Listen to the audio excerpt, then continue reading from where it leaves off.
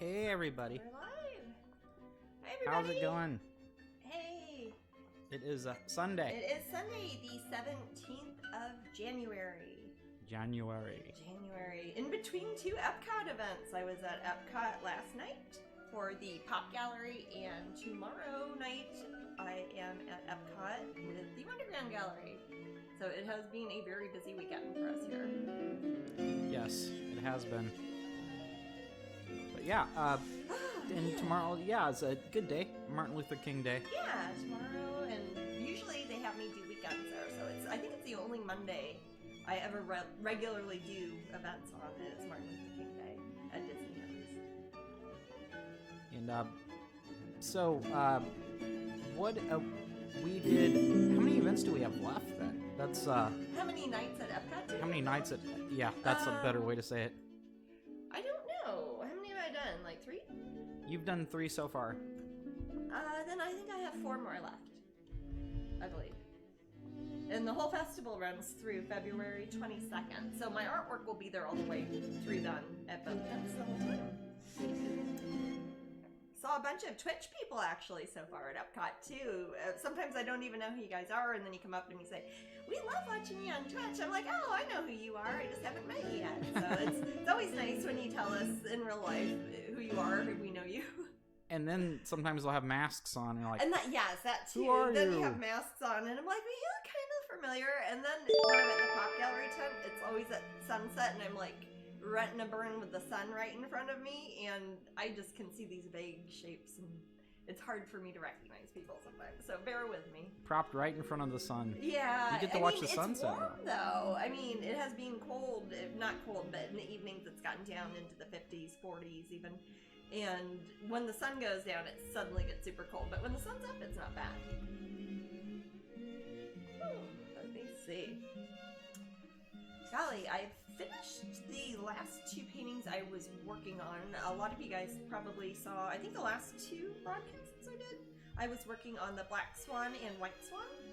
I think. The ones that are pins of the month. I can show them off to you. Oh, did the thing go I'm gonna adjust something here. Uh-oh. Is the audio working okay? Yeah, the audio is working fine. It's someone said the music was a little too loud. Ooh, I can't even hear it. Well, I know. I understand why I can't hear it because I'm not on that side of it. But... I would recognize you by your nails and your entourage, Leela. Oh, absolutely. But here are the pins. I'll show you how these turned out. And, oh golly, is there a way you could grab Someone says Jasmine's audio is off. Can you talk, Jasmine? I talk pretty funny. Okay, Les Matthews, you're probably listening. You need to listen to, if you're listening to speakers. Oh. There's a right channel and a left channel. Yeah. Jasmine's one of those. One of We're your right ears and left. is me, and one of yours is Matt. So if you have speakers set up to be in stereo, then you only hear one of us in one ear and one in the other. And if it's mono, you might only hear one of us. So you just got to switch that. That's something you would do on your end with your listening device. Okay. But I was going to ask you, Maddie, if you're not, I can grab it. Okay, I'm sorry. I'm trying to help out 5 people at once. I What's up? understand. Oh no, it was something physical. I have the paintings I was going to show off are on my other easel. So I was going to ask if we could bring out one. You bet. Thank you. Thank you, sir.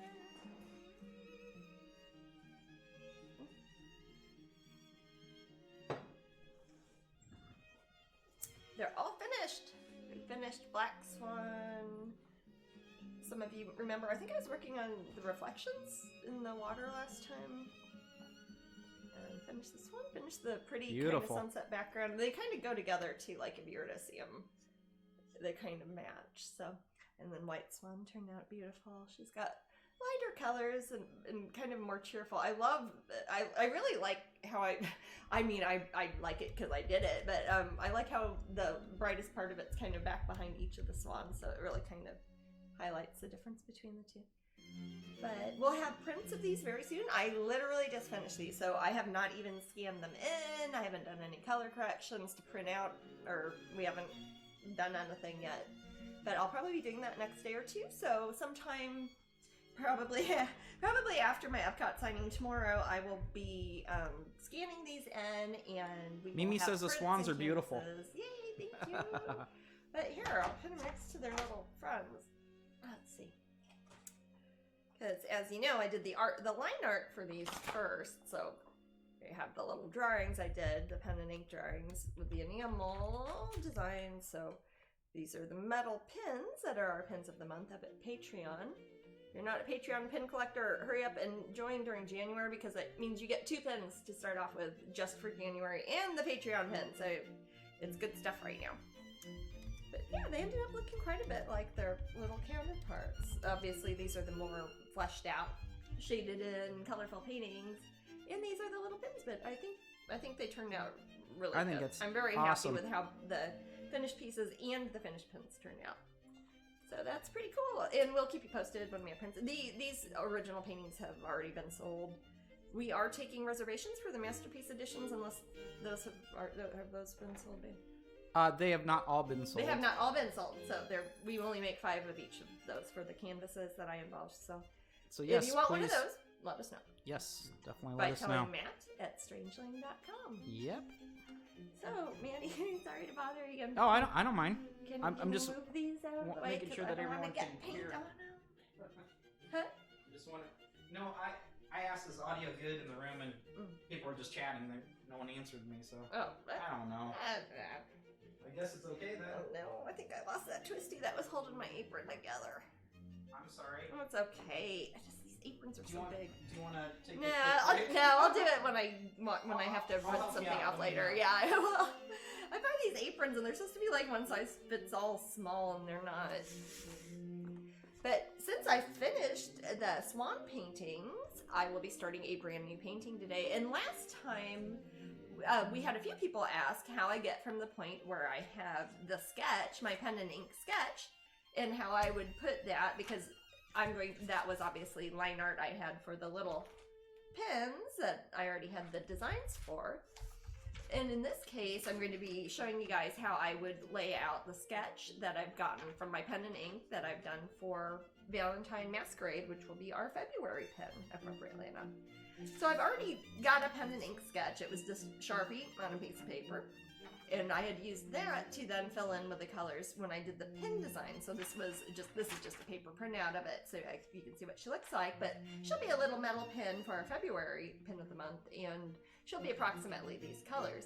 Now I want to have a painting, much like how I had the black swan and white swan, so folks can get prints or the original painting or little canvases or maybe even little statues or something, who knows. So I want to have a finished full-scale painting that I would have as prints on my website.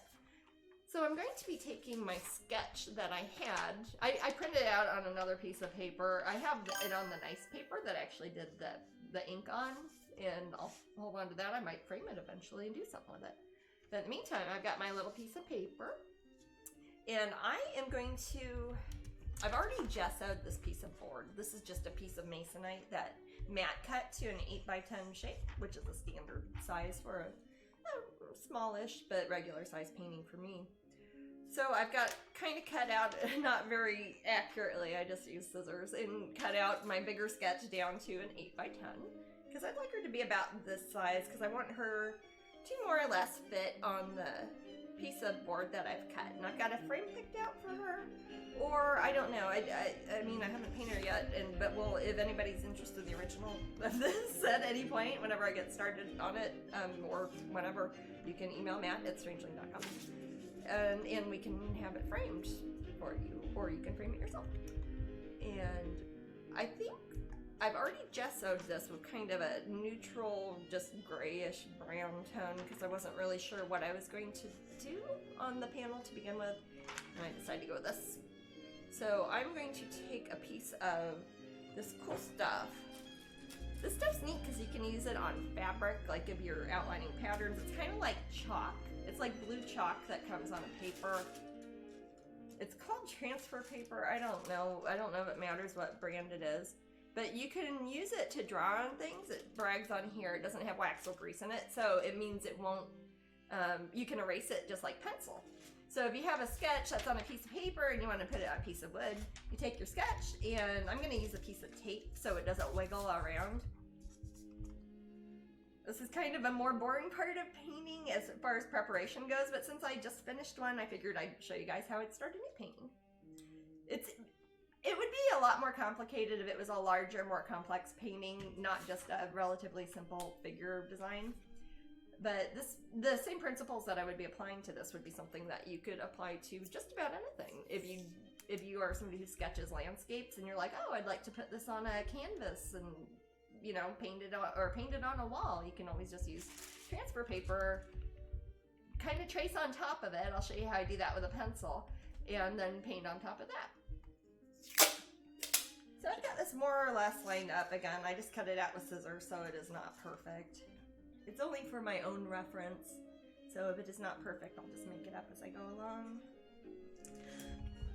I'm gonna sneeze, sorry. Okay. Sneeze twice? No. Okay. Alright. You can get this stuff, apparently, in all different colors, so you could get it in black, or white, or blue, yellow, or red. I don't know why I have blue. I think it's probably because I might usually use this sort of thing on a canvas, maybe? I don't know. Something on a lighter color. Oh, sometimes I use it when I'm transferring one sketch from one paper onto like a nicer piece of paper. So usually I'd use blue for that. This will probably work. I'll see how it works on here. I don't know. This is different sheets. Okay, Crispy Critter. Oh, okay, I see what they're asking for. They want to know if you would make retractable badge holders, and that might be confusing for the UK people, and it was confusing me. Badge means when something else there. When I think of badges, I think of pins also. Yeah, Crispy, they call badges in the UK, pins. they call pins badges. So they mean, are they talking about an ID They're badge? talking about, like right, that would hold badge the little plastic part. Yeah, and it would be retractable, but I'm not sure how it would be Jasmine themed. They people make branded ones that have like little round like just circle the little with black circle with like would a have... picture on it. Yeah, I guess so. I don't know. I don't know how to make that, but maybe if anybody knows somebody who makes things like that and is interested in co-branding or licensing a Jasmine Becket-Griffith image for it, I would love to talk to them. That sounds cool. You can put it on your lanyard. Yeah. Siren Moonbee says, this is real interesting to see the start. I much prefer the real grit of the paintings in the business. Oh yeah, this is fun stuff that you don't usually get to see. So also, I'm getting my work done from the day in between. It's harder to kind of squeeze in regular painting when I've got the Disney festivals going on, because it's like every day we've got to either supply them with something, or I've got to be there, or I've got to sign a bunch of stuff or whatever. So you get to see a lot of the things that you normally wouldn't see me doing streaming live. So this is the line design that you've done. Yeah, this is the pen and ink that I did. I've got the... Actually, do you have my... that little flip book I had that has my... I'll sketches try to in it? locate it. We bought it out last time. Yeah. It's probably over there. I'll figure it out. And it's just drawing. Oh, it's right. It's is here. it? Okay. Yeah, I bought you a couple, so... Yeah. This is the one. Oh, okay, cool. Yeah, I'll show you, and if anybody's just joining us now, you can kind of catch up and see what I'm talking. These are some of the drawings that I do. Here's the one. So this is the original drawing I did, which is just not super fancy, just pen and ink on a piece of cardstock. 2020, I actually drew this some point last year. So what I've done is I scanned in this picture on a scanner, printed it out on a piece of crappy typing paper, because I'm just going to throw this away. It's not for anything good. And I don't want to ruin my sketch, because I might want to use a sketch for something, or I might put it in a nice frame, maybe give it as a prize, or I'll put it on my website for somebody to buy. I don't know.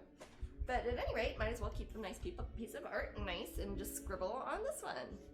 Sort of like if you have a nice coloring book that you don't want to ruin, and you like scan in the pages and color them in instead of, or put it on a different type of paper. So I've lined this up on a piece of masonite that I have gessoed already. I did that after it was cut into the 8x10 square. I have a combination of just plain acrylic gesso that I have mixed with some brown, raw umber, Payne's gray, mix them all together, and I make this kind of sloppy paint mix that I mix with the gesso. And that gives me a nice kind of slightly textured surface, so it's not completely like glass smooth when I'm working on it. It'll give me some tooth and something for the paint to kind of grab onto once I start kind of dry brushing on there. And I've taken a piece of the transfer paper. Again, I'm not really sure how good blue will show up on this choice of gesso. If I was doing this and I had multiple types of transfer paper, I could use a black transfer paper or a red one if I had a different background. What I need now is a mechanical pencil. I like using mechanical pencils when I do transfers onto something. It will sometimes, if it's something I want a hard line in, which I don't especially want in this one, but if I did do, I would push really hard because then it would kind of make an indentation into the gesso.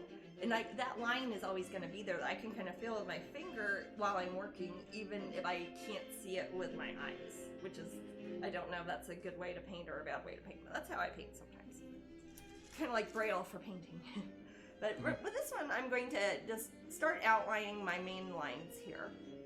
Now, since this is not going to be a piece of line art when I'm done with it, this is mainly for me to, I wonder how good does that show up on the camera at all? It's I can see what you're doing from about 15 seconds ago. Oh, I see what you mean.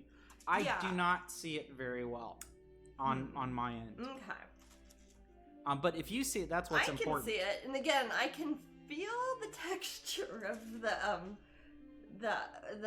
chalk that is on there. And the when I touch this part of the painting, to me, it feels different than where there is a line.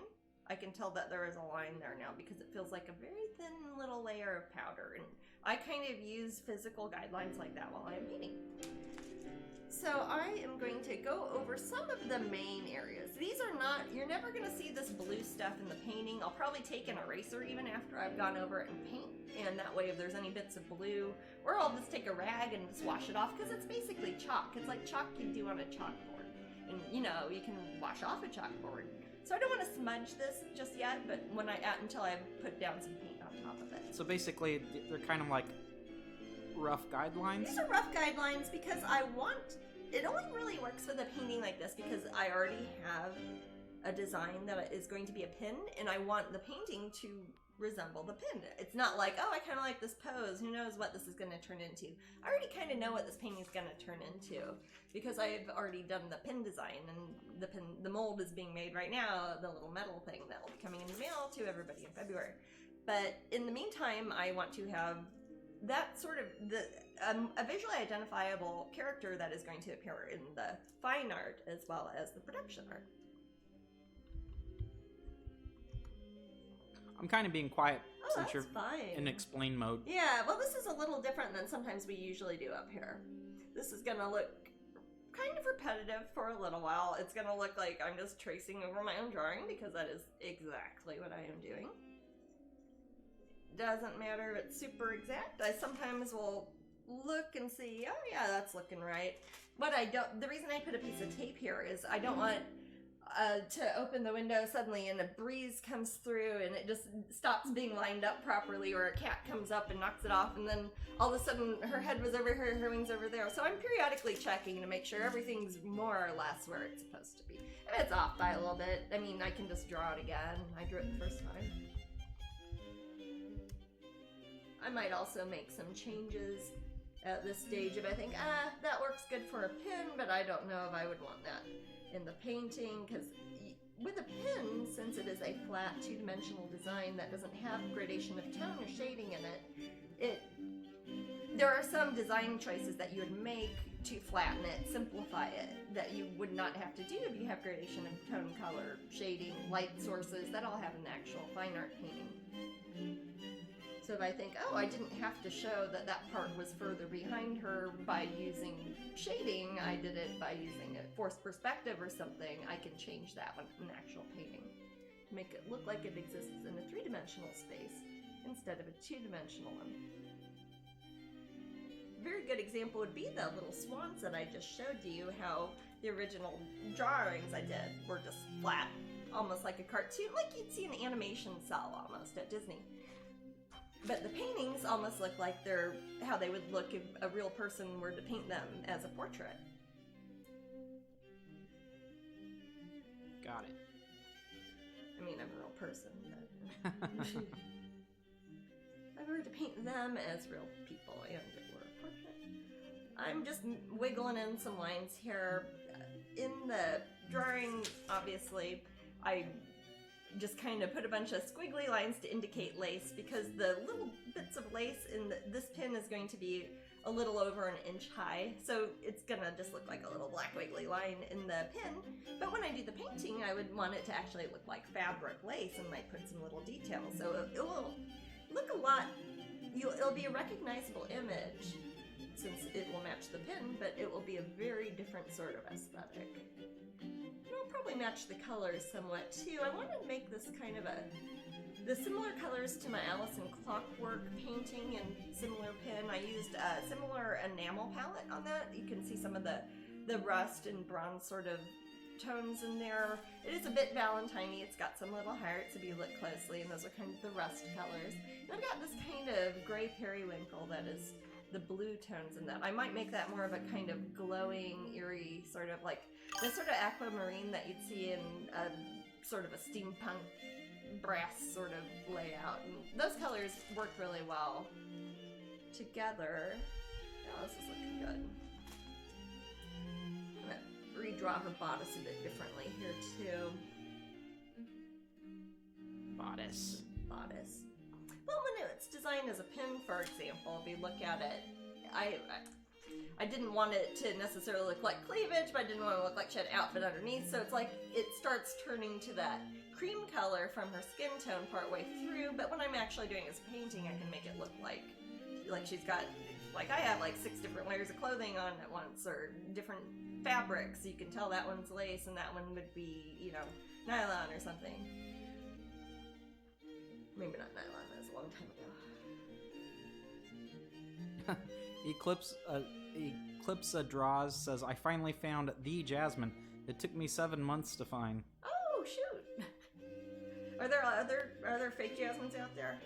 I don't know. Well, thank you. I'm happy that you found me. Thanks for joining us here.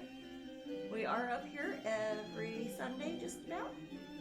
Usually at the same time, 3 o'clock Eastern Time, which is noon Pacific Time, and currently 20 OK UK time.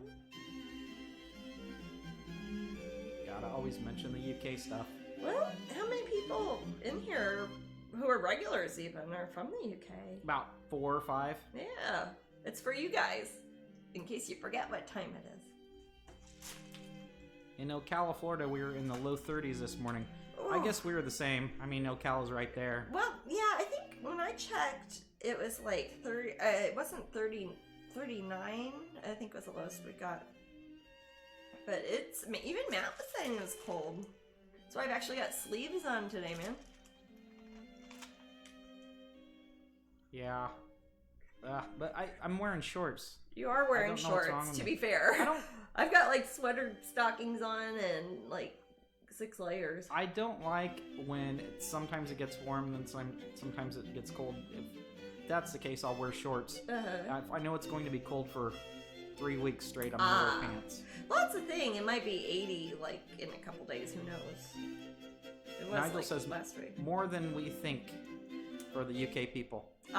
Thanks. Because they're sneaky. They're sneaky bastards. No, sorry, I don't mean to say that.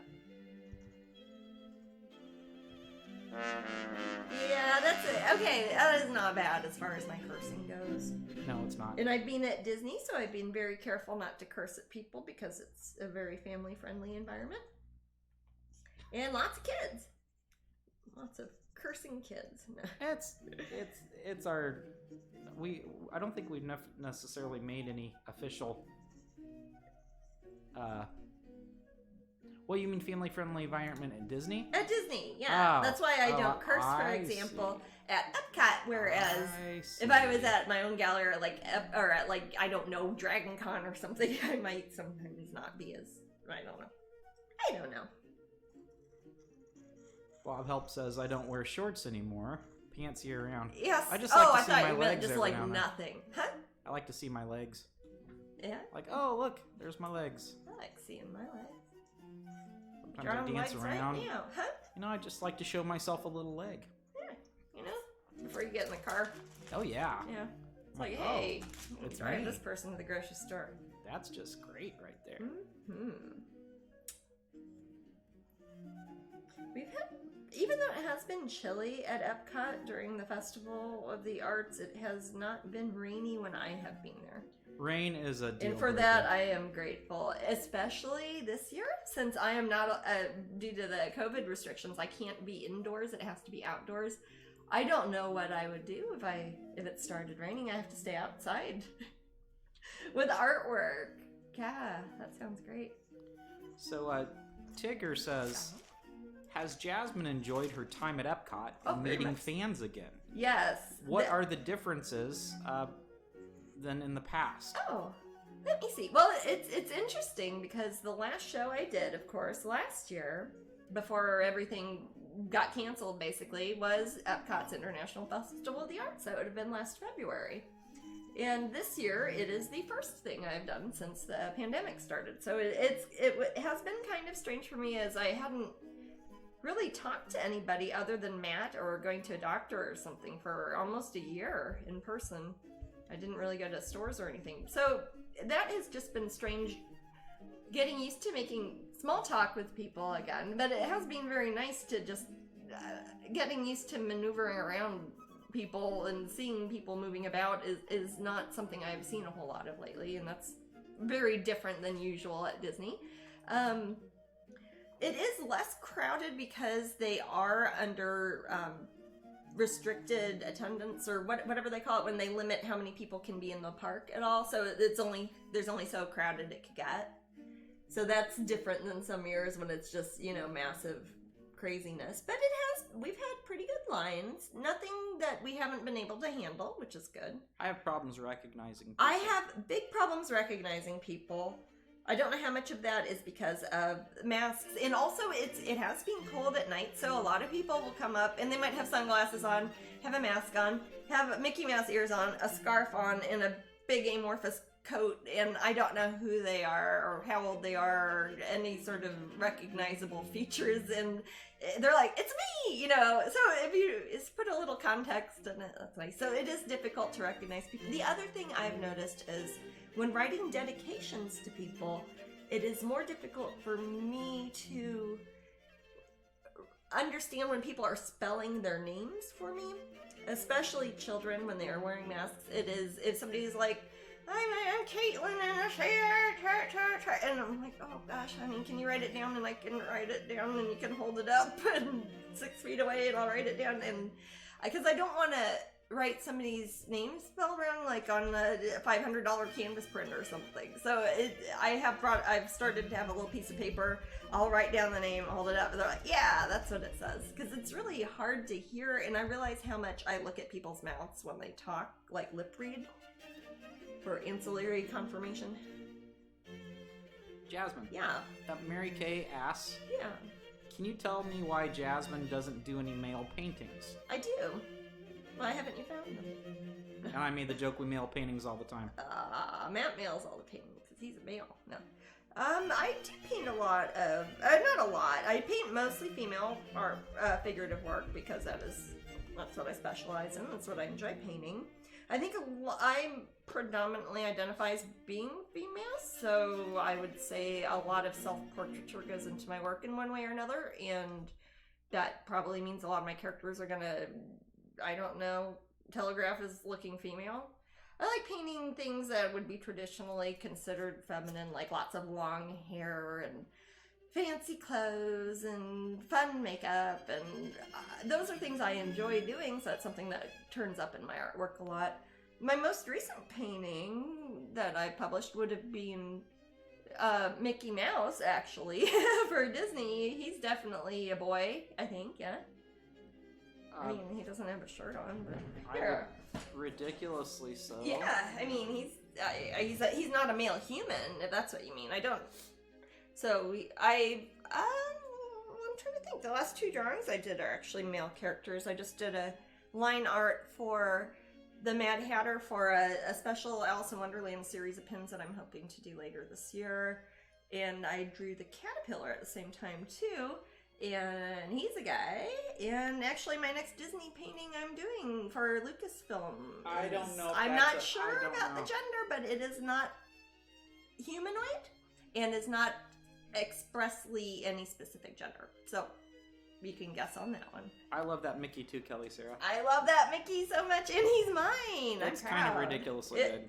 I've had so many people at the festival have gotten that Mickey. It is crazy. It's so fun to be at Epcot and to see just people who don't even know me or I don't know, and they don't even know it's my artwork, and just see people like running over and picking it up and walking around with a handful of postcards, and I'm like, that's mine. But I don't want to, unless they're waiting in line, I don't want to bother people.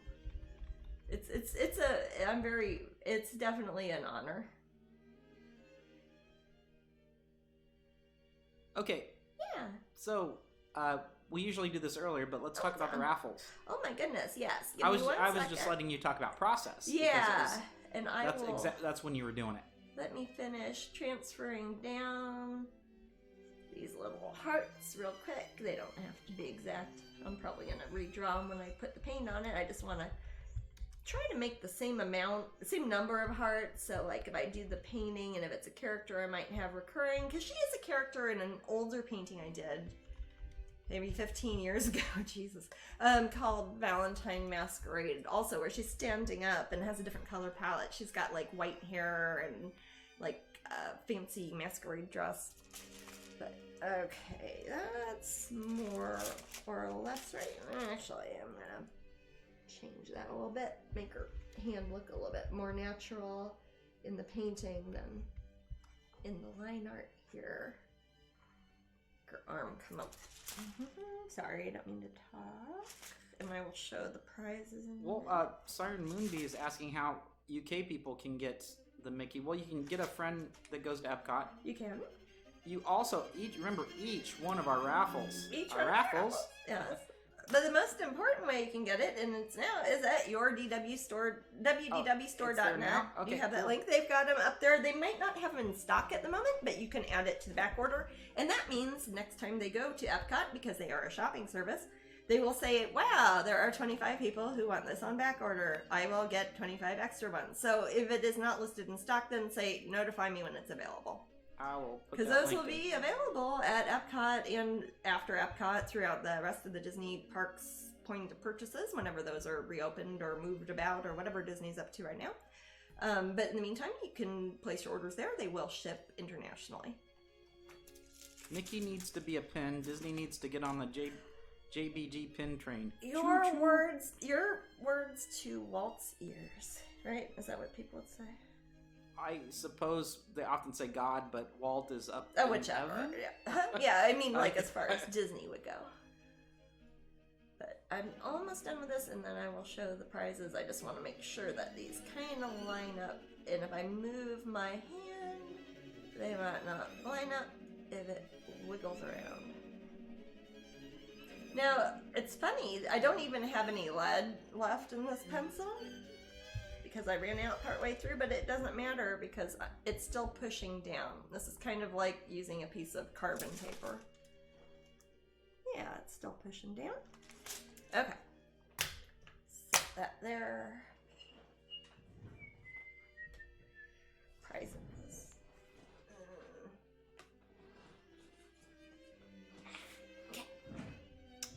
I thought you were doing some amazing stretching. Yes, I know. Well, it's kind of farther. Okay, one more. So our first prize, as you know, if you're new to the episode, we do prize giveaways on the hour. Our first prize is usually the print of the week, which changes every week up at Strangeling.com. If you don't win, you can always buy it on sale at Strangeling.com. And the print this week is Sleeping in Thorns, which is a kind of a take on Sleeping Beauty that I did for the Fairy Tale Oracle deck, and it is also used as an illustration in Lucy Cavendish's fairy tale book that she came out with. And it's a lovely little painting, kind of sad. She's not dead though, she's sleeping, don't worry. And I will sign this, and whoever wins the first prize will get a signed. She's dead cute. She is dead cute. And also, since it is our special time during the Epcot International Festival of the Arts, we have been buying. Matt gets a discount. I don't, for some reason. But we've been buying postcards of my artwork at Epcot when I am there to sign autographs. So I have purchased these from Disney World. We have artist Mickey and we have Tiana's Magical Evening. And even though it just says Tiana on the back. Oh, her name. Anyways, the name of this is Tiana's Magical Evening. And I will autograph both of these, and we will send these to you packed up nicely. We won't just slap a postcard stamp on it and hope it gets there. We'll send them packed up nicely, put them with this print. Everything will be signed, and you also get, I feel like I am totally QVC mode now, you get the Painting Pixie, which is the Epcot International Festival of the Arts Pop Gallery Festival exclusive pin, Strangeling pin, and it features a painting, a girl with black hair and braids who is painting. Yay.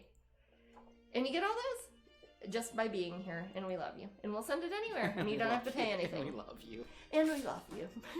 And I'm in love with you. And I'm in love with you. Rushmore. Good movie. And we have a different prize an hour after that, but it will also include what we are now calling our Epcot package, which means the Mickey Mouse, the Tiana, both signed, the Painting Pixie, and at that point you'll get another prize too. It's pretty nifty. It's pretty nifty. It's one of those things where, hey, hang out with us and we'll pay you to be our friends. Not exactly. That I didn't mean that to sound So dark. Jasmine has a pin, Luna Star says. I've been a pin a few times. Again, to whoever was asking earlier about why I paint a lot of female characters, a lot of my paintings kind of look like me, even if I don't mean them to. That is not just me being a narcissist. You will find that with a lot of artists. If you see an artist and you recognize, you're like, gosh, a lot of these dudes look really similar. And then you meet the artist, you're like, oh, I see why all these paintings kind of look similar. They look like you. You could look at, like, people do that with Leonardo da Vinci. Like, they'll take his face and line it up on top, like a portrait of him on top of one of his own paintings. And yeah, there's something to it. Yeah, I used to think that was cool before... You met me. No, before I met so many artists. Before you met dozens of artists, thousands of artists, yeah, who all do the same thing. It's like, I'm a guy who mostly paints females. They look like me. Hopefully it's a really cute guy. Well, the thing is that doesn't always. I mean, let's see. You've got a Dungeons and Dragons shirt on there. That's a Larry Elmore shirt, yeah. Yes. It's from the original D&D. If you look at Larry Elmore's drawings or paintings or either of some of his characters, I wasn't going to draw distinctions between different time periods of his life with different characters, but a lot of his male characters tend to have similar characteristics to Larry, similar facial hair, things like that. I know for a fact there are some pieces he did, I think in the 80s, where he used Betty, his wife, for a model. So some of his women characters he paints tend to resemble, obviously he's got a type, his wife. So, and the male characters kind of look like him. It's I don't know, but just like what you see all day. With me, sometimes when I do figure studies, I'll make Matt just take pictures of me because I'm a free model and I'm always here. And then all my paintings end up kind of shaped like me, whether I want them to or not, because that's how I learned to draw people. I need to get one of those cameras that has a really loud, quick shutter sound. Why is that? Because you're the model. Oh, because I'm a model. And I'd be the photographer. Oh, gosh, yes. So, Jasmine, Rodney the Painting Pixie. What's that? Does the Painting Pixie have aspects of you? Kind of like you're talking about. Yeah. Are you the Painting Pixie? I don't. I'm a Painting Pixie. Is the Painting Pixie a combination of Jasmine and maybe Jussie from Toy Story? You know what? When I wear my hat and boots, I've got like a sun hat and I've got some vaguely cowboy-looking boots. All you need is people the red hair. Always tell me I look like Jussie. You do. You tell me that. Cast members do that all the time because cast members like to say things like that. Because she's so cute. I always give her a hug. But no, it is not meant to look like Jussie. Just, I think if you have a small cartoon girl with big eyes and put braids on it, it looks like Jussie from Toy Story. Big, round eyes. I like Jussie from Toy Story. Even there's that sad part in Toy Story 2. I'll make up for it. Jesus. And that scary part in Toy Story 3. I'll make up for it. Remember, that was like one of the most times I was scared at a theater. When they're gonna go in the incinerator. Well, you told me not to mention that to you again. Oh, sorry. No, I need to connect with that to, no, this isn't a sad painting. See, Val Blue was dressed up as Jessie for Halloween. Oh, that's a good costume. That's how. If Jasmine dressed up as Jessie for Halloween, I'd probably pass out. I'd probably have to fan myself. And I usually don't like the. I'm usually not a fan that way, but I like her for some reason. She's just really cute. I like her. She's fun neat. too. She's energetic. Yeah, she's enthusiastic about things. She's kind of tough in some ways because she's a cowgirl. But she's also emotional. Yeah. And that's where we're different. Just kidding. All right. So, Jasmine. Yeah. I recently, because I saw your cool mention of it, I believe it was on Patreon. I recently downloaded an app. Did you? Yes. Like an app on your phone or device? Yes, on my Android, on my iOS, iPhone. or Google Play? No, sorry. Yeah, but I did. Oh, you and did? it was the Lucy Cavendish, Jasmine Becket-Griffith, Alice Oracle deck done in such a way that it was on my mobile device. Oh my gosh. And I can do readings, and I can email those readings to my friends. I can do readings for friends, and it's really nifty. That sounds pretty cool, Matt. Is there a way we could tell people that they could find this app? Let's check it out. Maybe there is. Ooh, I like where this is going. Let's see if that's the case. Alrighty. Give us a second, guys, and hopefully this works perfectly. Okay. Yes, you're in for a treat.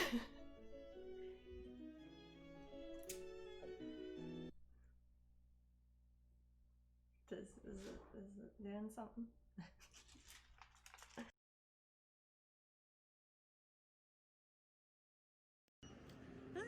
Blessed be everybody. Hi, my name is Lucy Cavendish. I am the author of Alice, the Wonderland Oracle, and I'm currently on the road. And one of the things about being on the road is I never know which Oracle card decks to take. So that's why it's really great to have the app with you. Alice, the Wonderland Oracle is about to come out as an app. It looks beautiful, all the images shine so brightly through the screen, and you can keep a diary of all of your readings.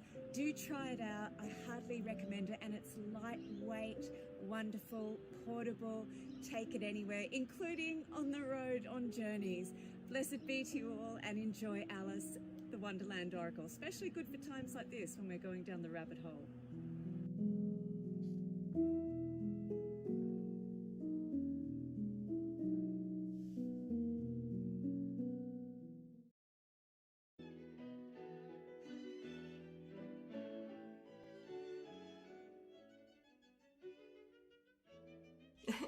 I will put a link up. Yeah, okay. Well, I think I'm just about done with this, or is it? All right, so I hope that displayed well for everyone. Yeah, did that play? We're trying to figure out how to make things like that work on here. I don't know how to tell. That's some high integration advertising. Did you guys see a little commercial? Or did you see me like sticking out my tongue and yelling at my paper? Or both? Oh yeah, it came on like a commercial. Excellent. Oh, awesome! Cool. Well, I'm gonna Okay. do that with my own videos too. Okay, cool. Yay! I will figure out technology someday. In the meantime, You did I it. finished my sketch. So it's funny because if you look at this, I don't know if you can tell, but if you look at this piece of paper, you can see where the chalk went away because it looks like the opposite of my sketch, my pen and ink sketch. It's the opposite of it. So that is transferred on there. I don't know how well that is showing up. Can you, now that I've taken it off, can you see it at all? Yes, I'm behind. Oh, you're fine. Does your on my screen show a screen, different? I see something, but not very well at all. Oh, okay. Well, I'm about to change Well, actually, that. you know, if I duck down, these screens aren't perfect, are they?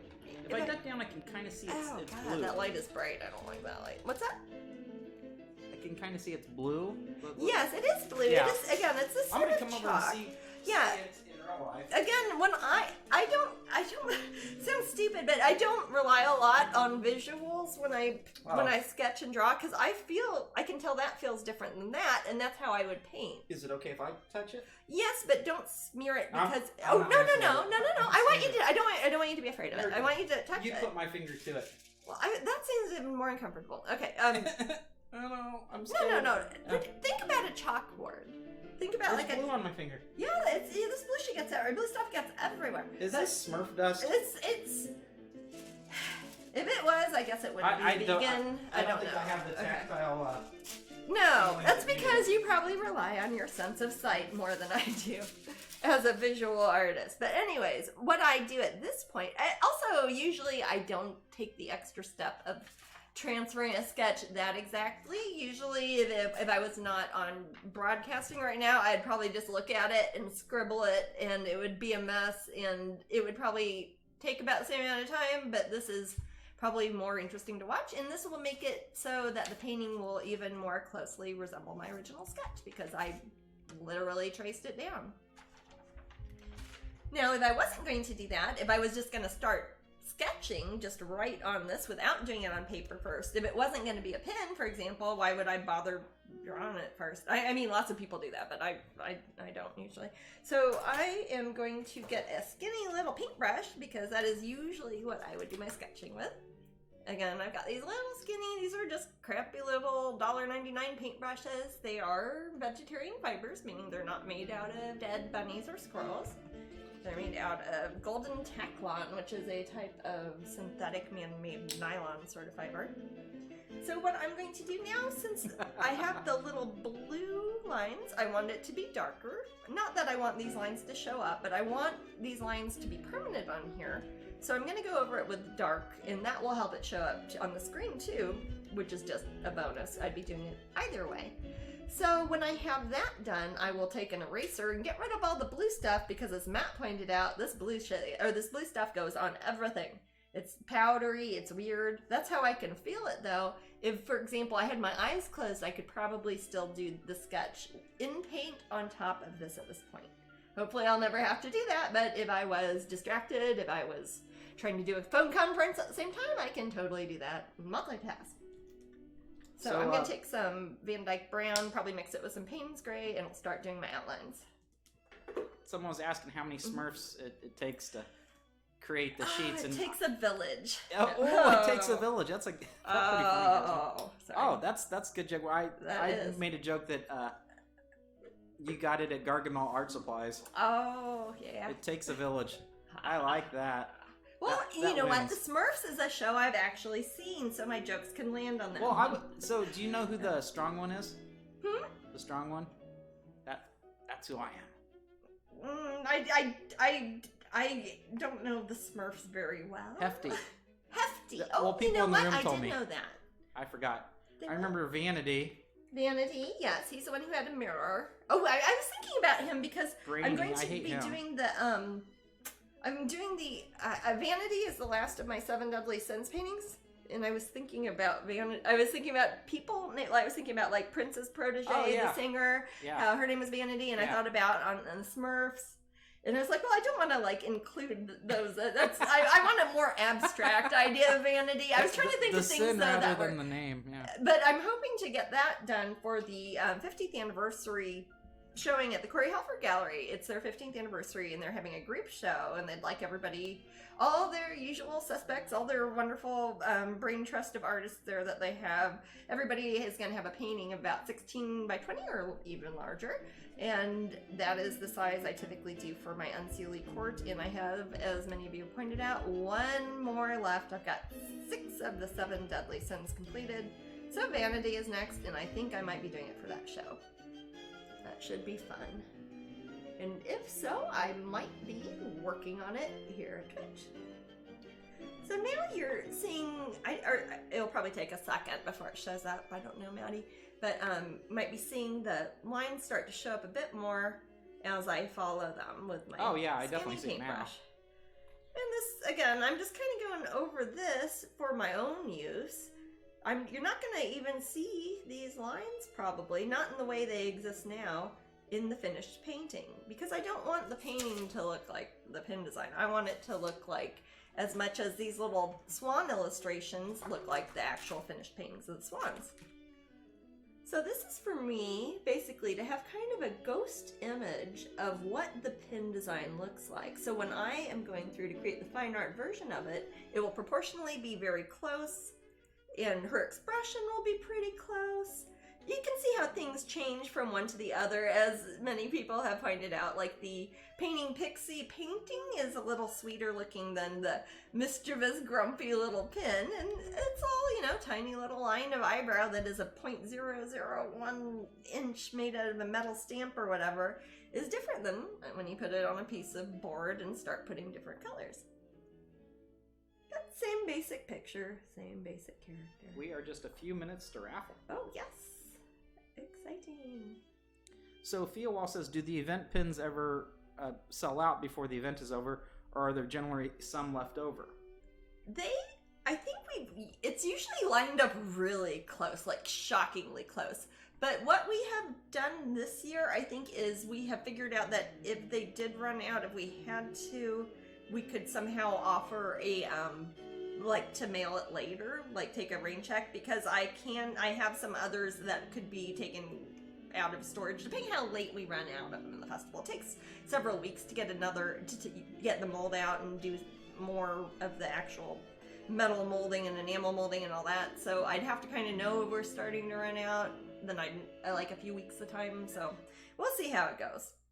In the past, it's been pretty close. Yes. Similarly, like we always have in July when we do the anniversary pins for Strangeling, we've almost always had like almost exactly the right amount. Like, I don't know if we're gonna run out, and then it's always like the next day or a day before the end or something. In general, though, I always recommend that people do try, if you really, really want it, get it earlier in the show rather than later, or get at least one at the beginning, and then if you get extra later, use them to trade with or whatever. Abigail says this will make a beautiful pin. I think it will be. And then Mortzella says, does Disney give you options on what you can paint, or do you buy the rights to paint what you do? Oh no, Disney's never gonna sell rights to things like Mickey Mouse. Disney's always going to own the rights to Mickey Mouse. That would be sweet. Yeah, oh yes. How much would those? If May as Disney well did just sell give us their the rights rights, to it'd the probably be Beatles. in the billions of dollars to sell, maybe trillions. We couldn't like afford Mickey. it, is No, what I Jasmine's saying. No, We'd have to I didn't. buy I didn't Disney. afford paying anything for that. But no, what I work for Disney as an independent contractor, and that means that when I work for a couple different departments for the creative side of things. One of the things I do is the fine art for Wonderground galleries and some of the other points of purchase around the theme parks for souvenirs and merchandise lines. And what I will do is Disney will say, hey, we would like a couple of paintings from you, Jasmine. Are there any ones that you've been thinking of? And I'm always thinking of things, and I'm always listening to suggestions, and I typically will come back to Disney with like, hey, here's 45 ideas I have. What sounds good? They will then think, okay, this is Jasmine, her artwork usually looks like this. What would her art look like if we were to imagine one of her fairy characters with those proportions? What would a Mickey Mouse look like that? And I'd be like, okay, Disney, I'll draw you a sketch. And Disney will give me a contract to look at the sketch.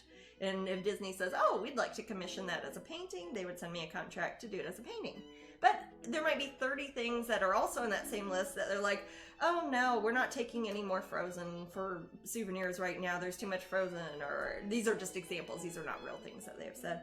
Or, oh, we have 2 other artists at that same festival already doing a similar piece that has Ursula in it. And we don't need another Ursula. Or we just had 5 Cinderellas. You know, stuff like that. So they might say, no, Jasmine, you can't do that one, but you can do this one. Or, hey, we need more Star Wars stuff. You know, and I'll think, oh, well, I would like to do this, and this for Star Wars. And Disney would say, you can do that one, and how about one of these? Hey, Jasmine? Yeah.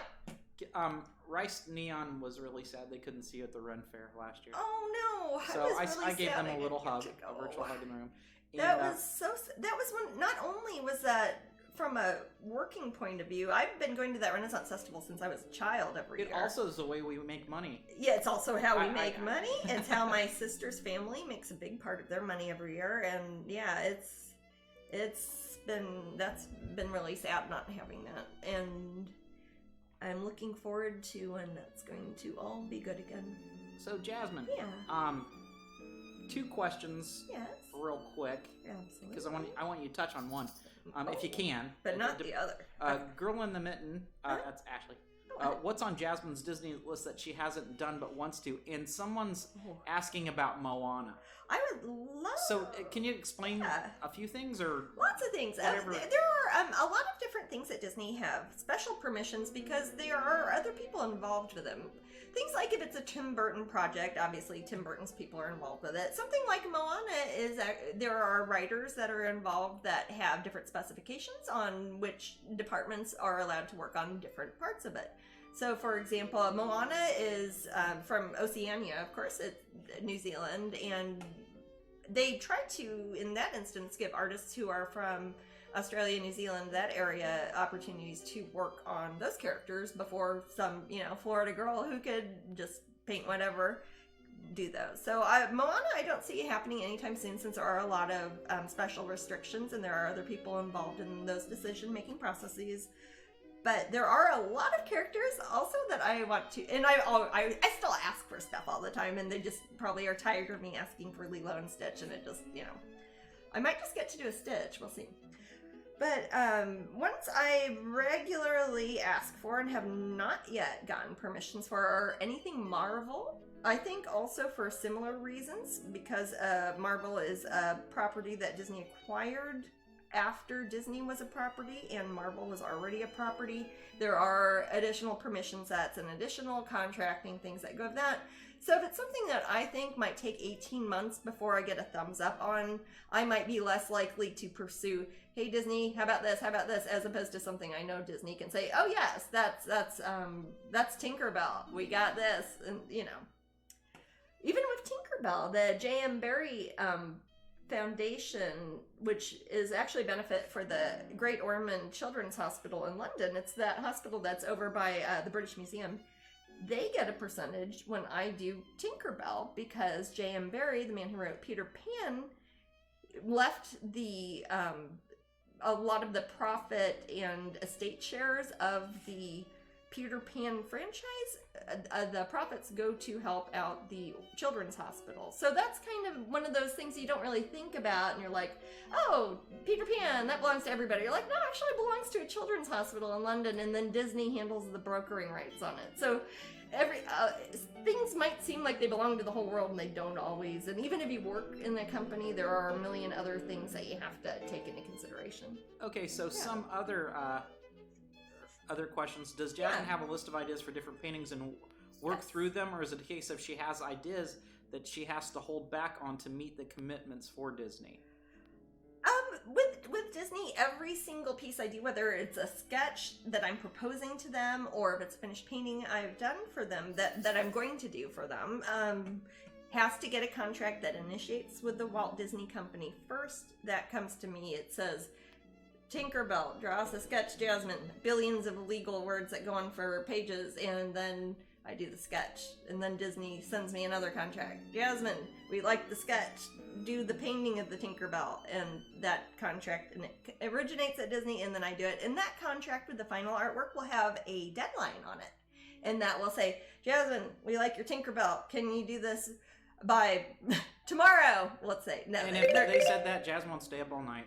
If they said that, I would stay up all night, yeah. But they'll say it, and I'll say what time, and that is something that is deadline, because that is contract work that has a final thing. If it's something I'm doing myself, I'm like, hey, I want to paint a Valentine fairy. I can do that whenever I want. That's all right. Jasmine's my boss then. It is time to do the raffle. Woohoo! So this will be for the Sleeping in Thorns print and the Epcot postcards and painting pixie pin. Everything signed and delivered. Let's pick a winner.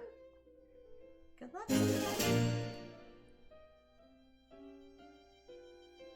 Come on, I did my magic noise. I heard a magic noise. I heard it. Leanian77. Who is it? Leanian77. Cool. Congratulations. Alrighty. I'll put that info. Some of the other suggestions were people were wanting Lilo and Stitch. Me too.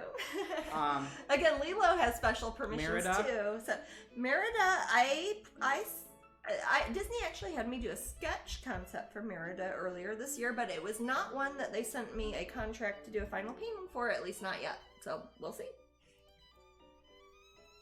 The Merida was super cute. Corpse Bride. Okay, Corpse Bride is not a Disney Disney movie.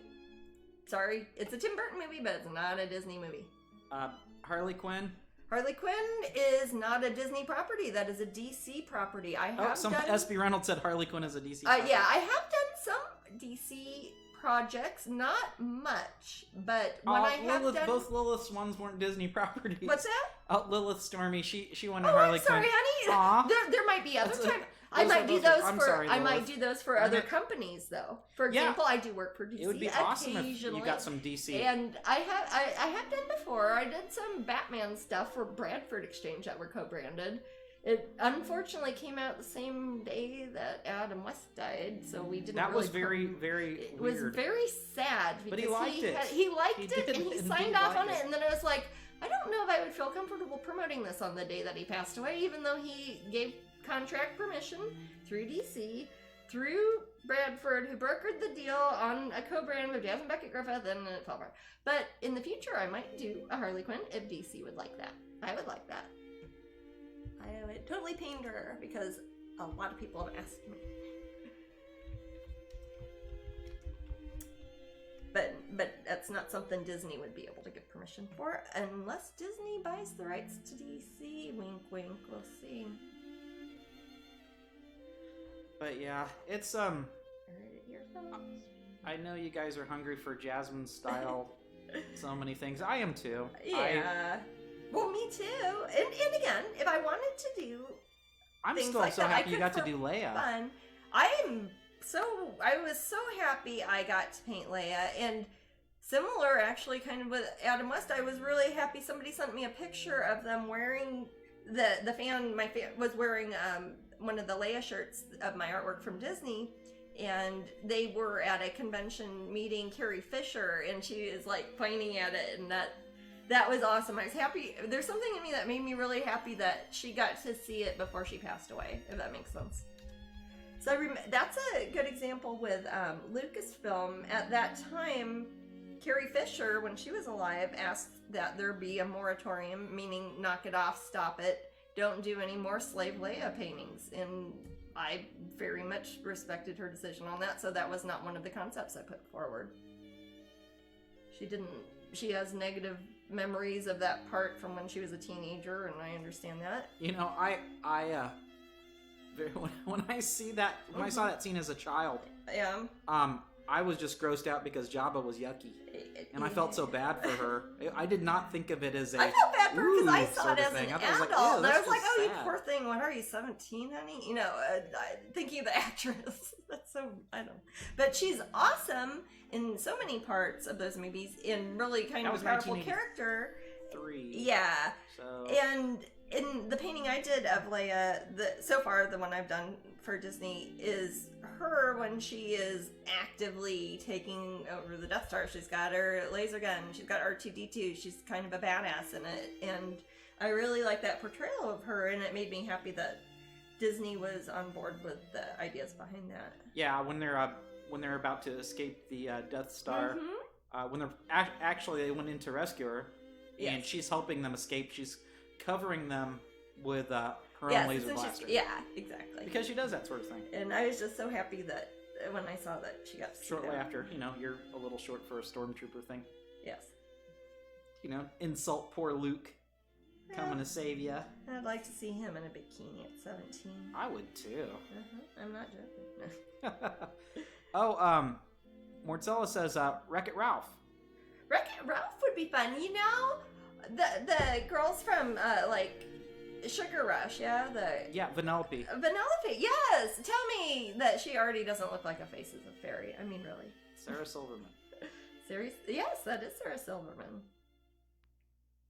But yeah, Jasmine is,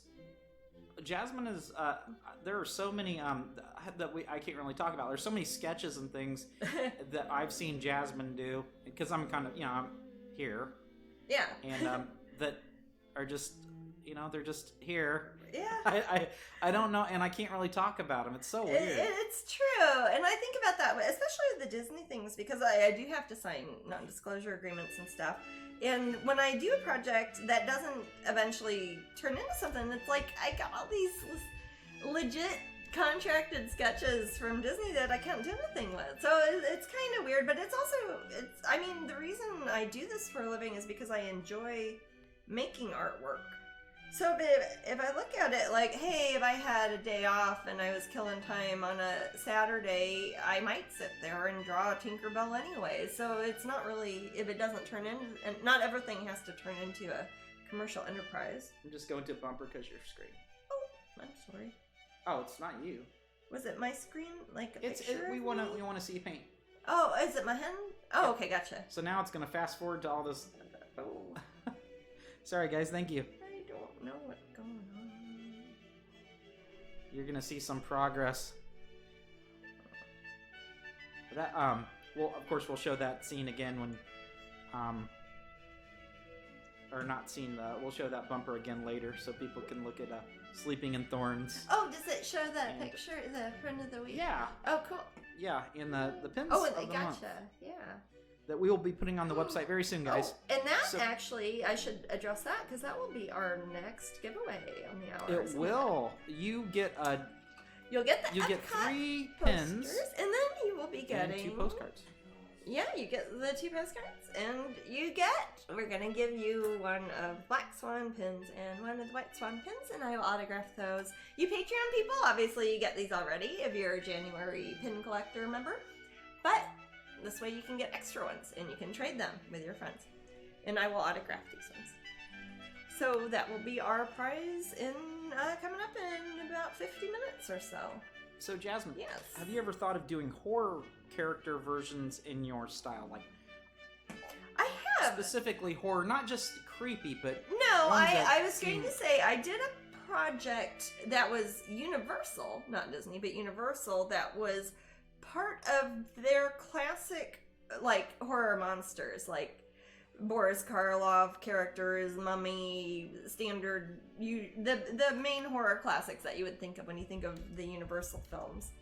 And it was another one that was a co-brand that was brokered through the Bradford group, and it was gonna be super cute, but for whatever reason they ended up not going into production or didn't get signed off by somebody. So it's like there's all the concepts and design work for it, but there isn't ever a physical painting or statue or anything because it never went into production. So I have done a lot of things like that. A lot of things that you ask about, I can probably think of specific things over the past 25 years that I've worked on.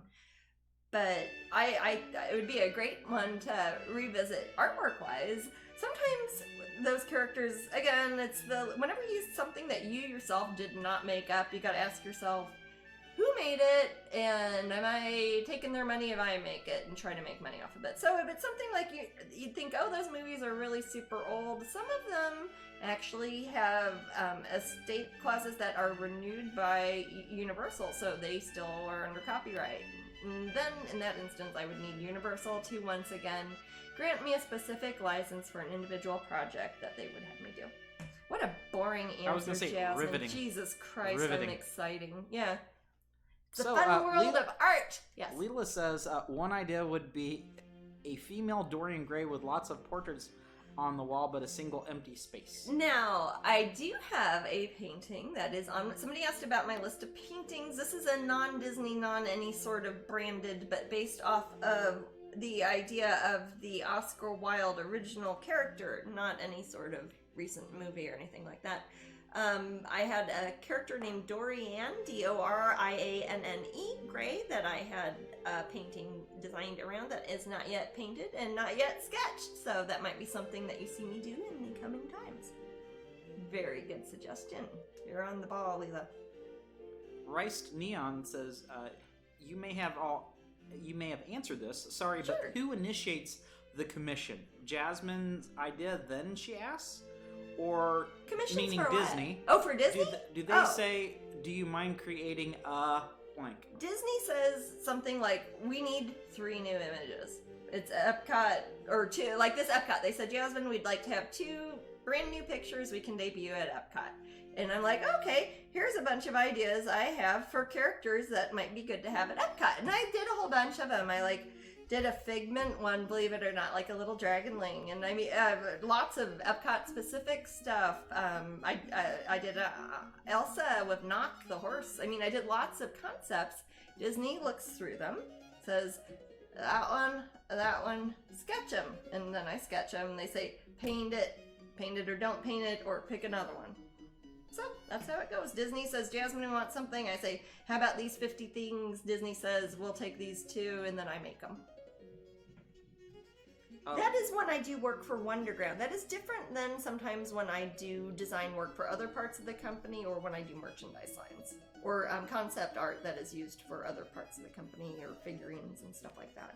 So Lilith Stormy says you could gender bend it and make it cute like Pinhead or Freddy. Explain why you can't just do Pinhead or Freddy, even if it's gender bent. Even if it's gender bent. I could do that for fun, but if I was going to try to sell a picture of it, sell a painting of it, even just one painting, people, read your urban myths. But if I wanted to make prints of it, I wouldn't be able to. It's something I could do for fun. I could do it on Twitch, say, hey, isn't this cool? But I couldn't say, give me $50 for it. I can't do that.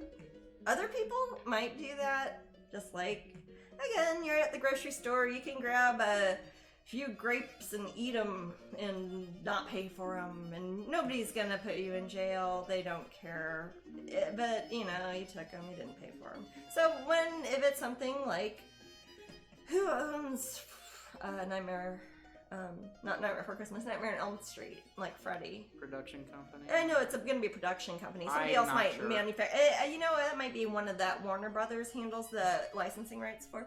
So I would need them to, whoever owns the character, made the character, owns the legal copyright or trademark involved with that character. With something like Freddy, it is a trademark issue as well as a copyright image issue, which is complicated and not very fun to talk about. So I can always just say legal stuff.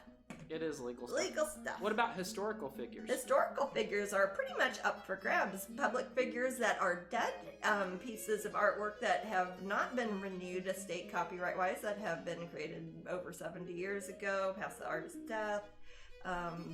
Sometimes you can use things for parody if you are clearly making an editorial statement saying, hey, I'm going to paint Batman doing Catwoman. That's not a political statement unless you're using it like to illustrate something in the New York Times. That's not a political statement. You're just making fan art that you're charging money for, But there are times that you can do things like that legally. And it always involves a contract if any money is involved. But when you're doing stuff for fun, or if I was doing stuff for fun, I can't really because it's my job right now, so I try to pick things I think are fun, then I could just paint it. I could hang it on my wall. I could give it to my niece. I could do that, but I couldn't put it on Zazzle or Etsy or anything, or Disney, Couldn't charge money for it. That's somebody else's. Angelica Valentine says, I didn't know there was a whole squad of people that also really likes Jasmine's art. Aw. Yeah, we're Yeah. Jasmine's been very lucky to have a really cool fan base. I really have. I started my website 24 years ago. It will be in July.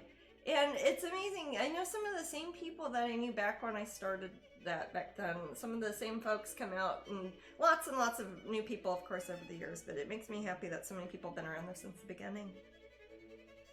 Lots of I was in school. Lots of questions today. Oh, cool. I love questions. Usual. They keep me busy. It'd be interesting to see your sketchbooks of ideas you've had and don't sell. Yeah, It's interesting and kind of sad. There's a bit of a sadness to it. It's sad. I mean, a lot of the thing is, it is genuinely fun to try to come up with new ideas for Disney stuff. It's fun, even if they decide that they want to end up contracting 1 out of 10 suggestions or even 10 concepts I draw.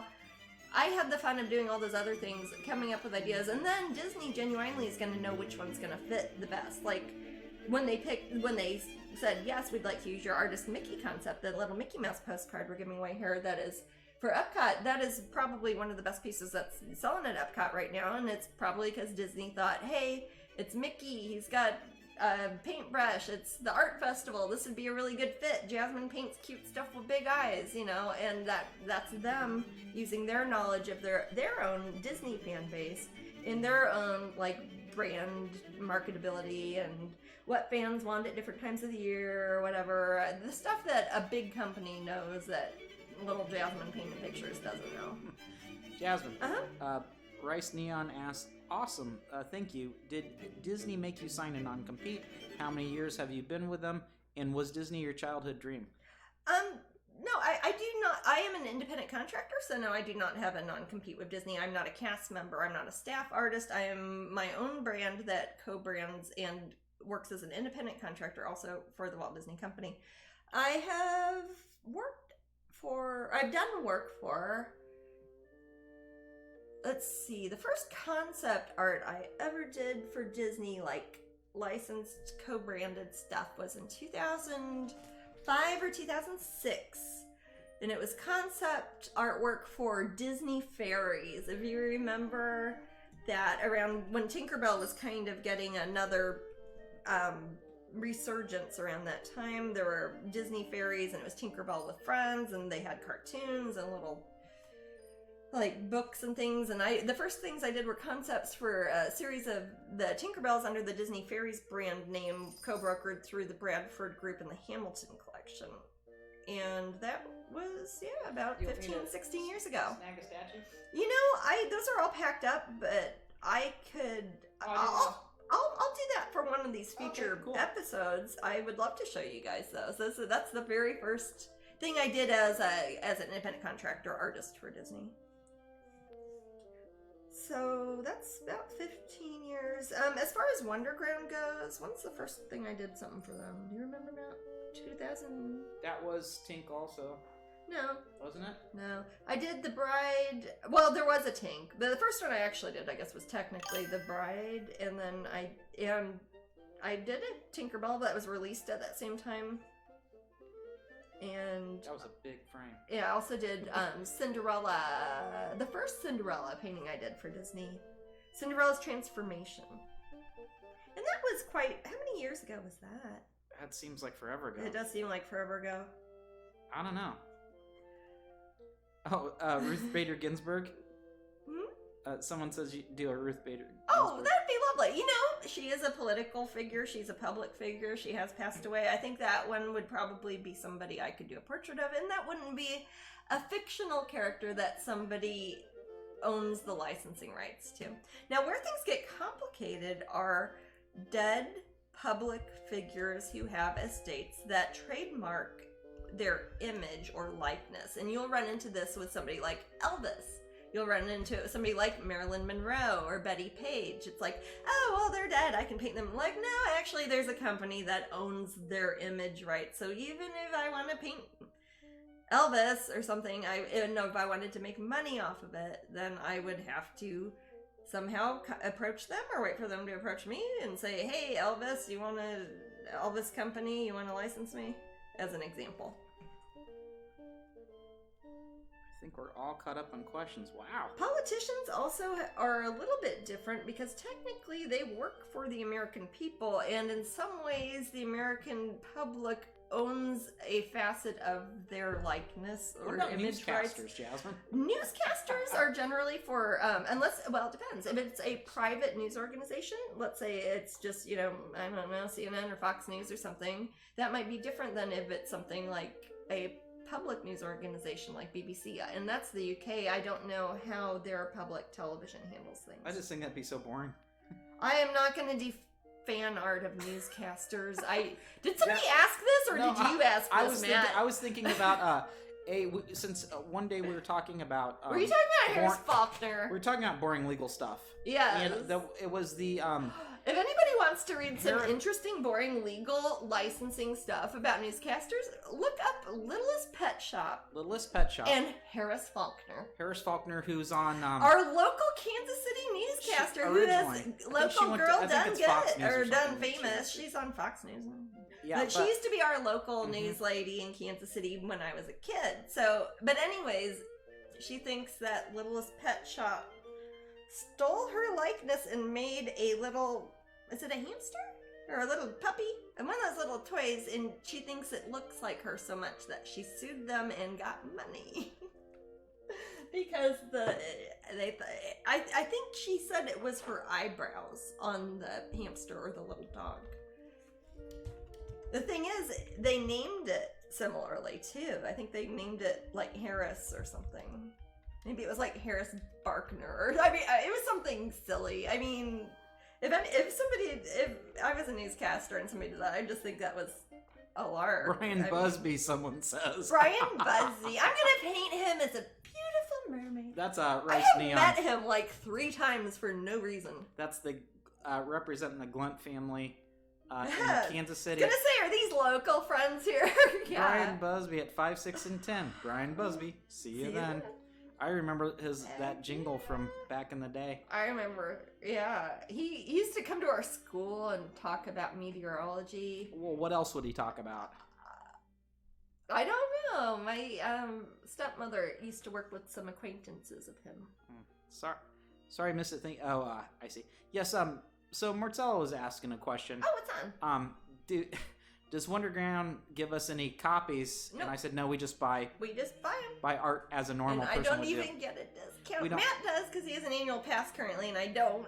So Well, I get the discount an annual pass holder would. he gets an annual It's pass not holder discount. Anybody particularly who's a special. pass holder get it. I'm not currently an annual pass holder because it's COVID or something.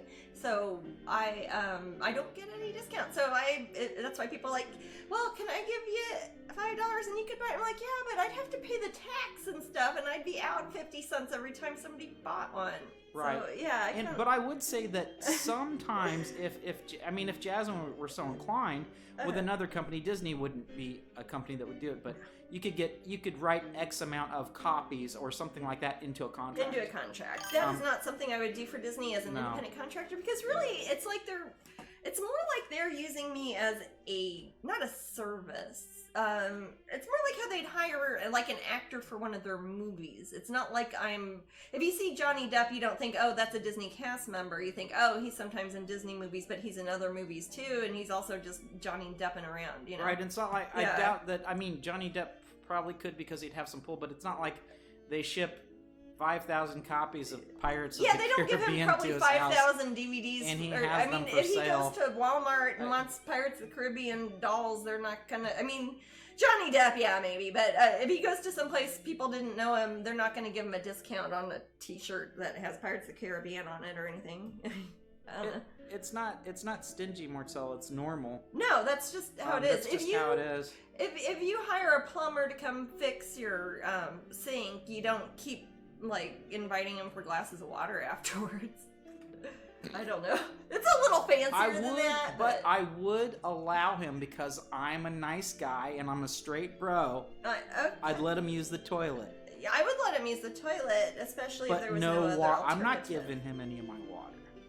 No, I actually have a plumber came by. He's like, I fixed your sink once. I'm really thirsty. I'd be like, here you are, my friend. Have some damn water. Jesus. Yeah. The plumber that comes. Actually, I like our plumber. Yeah. I wish he was my dad. He's so cool. No, right? Not my dad. I'm not joking. I wish he was your dad. Yeah. Yeah, not yeah. My dad. I wish he was our dad, Jasmine. Well, That'd be that gets strange, complicated. Yeah. No. But no, our plumber is just wonderful. And he's funny. Yes. I don't know. I'm one of those He'll guys say nice things about my artwork while he's here, but isn't all creepy about it. Yeah. That's Actually, something I really he's enjoy not- about workers. he's If extra they're not not creepy creepy about about my artwork when they're here fixing my toilet or Yeah, something. he's retired Yeah. from his other job, so he Yeah. would do He's the just plumbing thing at night. He's a night plumber like And then- Mario and Luigi. But then he retired from his he was helped with some water treatment plant, but then he just plumbed. Pardon me. So I wasn't talking about plumbers specifically. I was giving an example of a service-related contractor job. Like if an independent contractor would be somebody you might hire to build an addition onto your home. You don't necessarily give them a discount to like if you have your house as an Airbnb later. I don't know. At any rate, it's nothing that I consider insulting, and it's something that is that's just standard practice. So, and Disney is, they're very good to me there. Oh, Rice Neon asks, Jasmine, I like to consider myself a part-time artist. Oh. Artist to artist, do you look at your old work and see your flaws and what you wish you would have changed? And if you do, how do you get over being your worst critic? I don't think I am my worst critic. I think there's other critics out there who have a lot more awful things to say about me than I ever would. But I do have a weird position in that when I first started my company, it was in 1997, and it's right around the time that the internet was really kind of coming into its own, when regular people, not just computer nerds, would have the internet.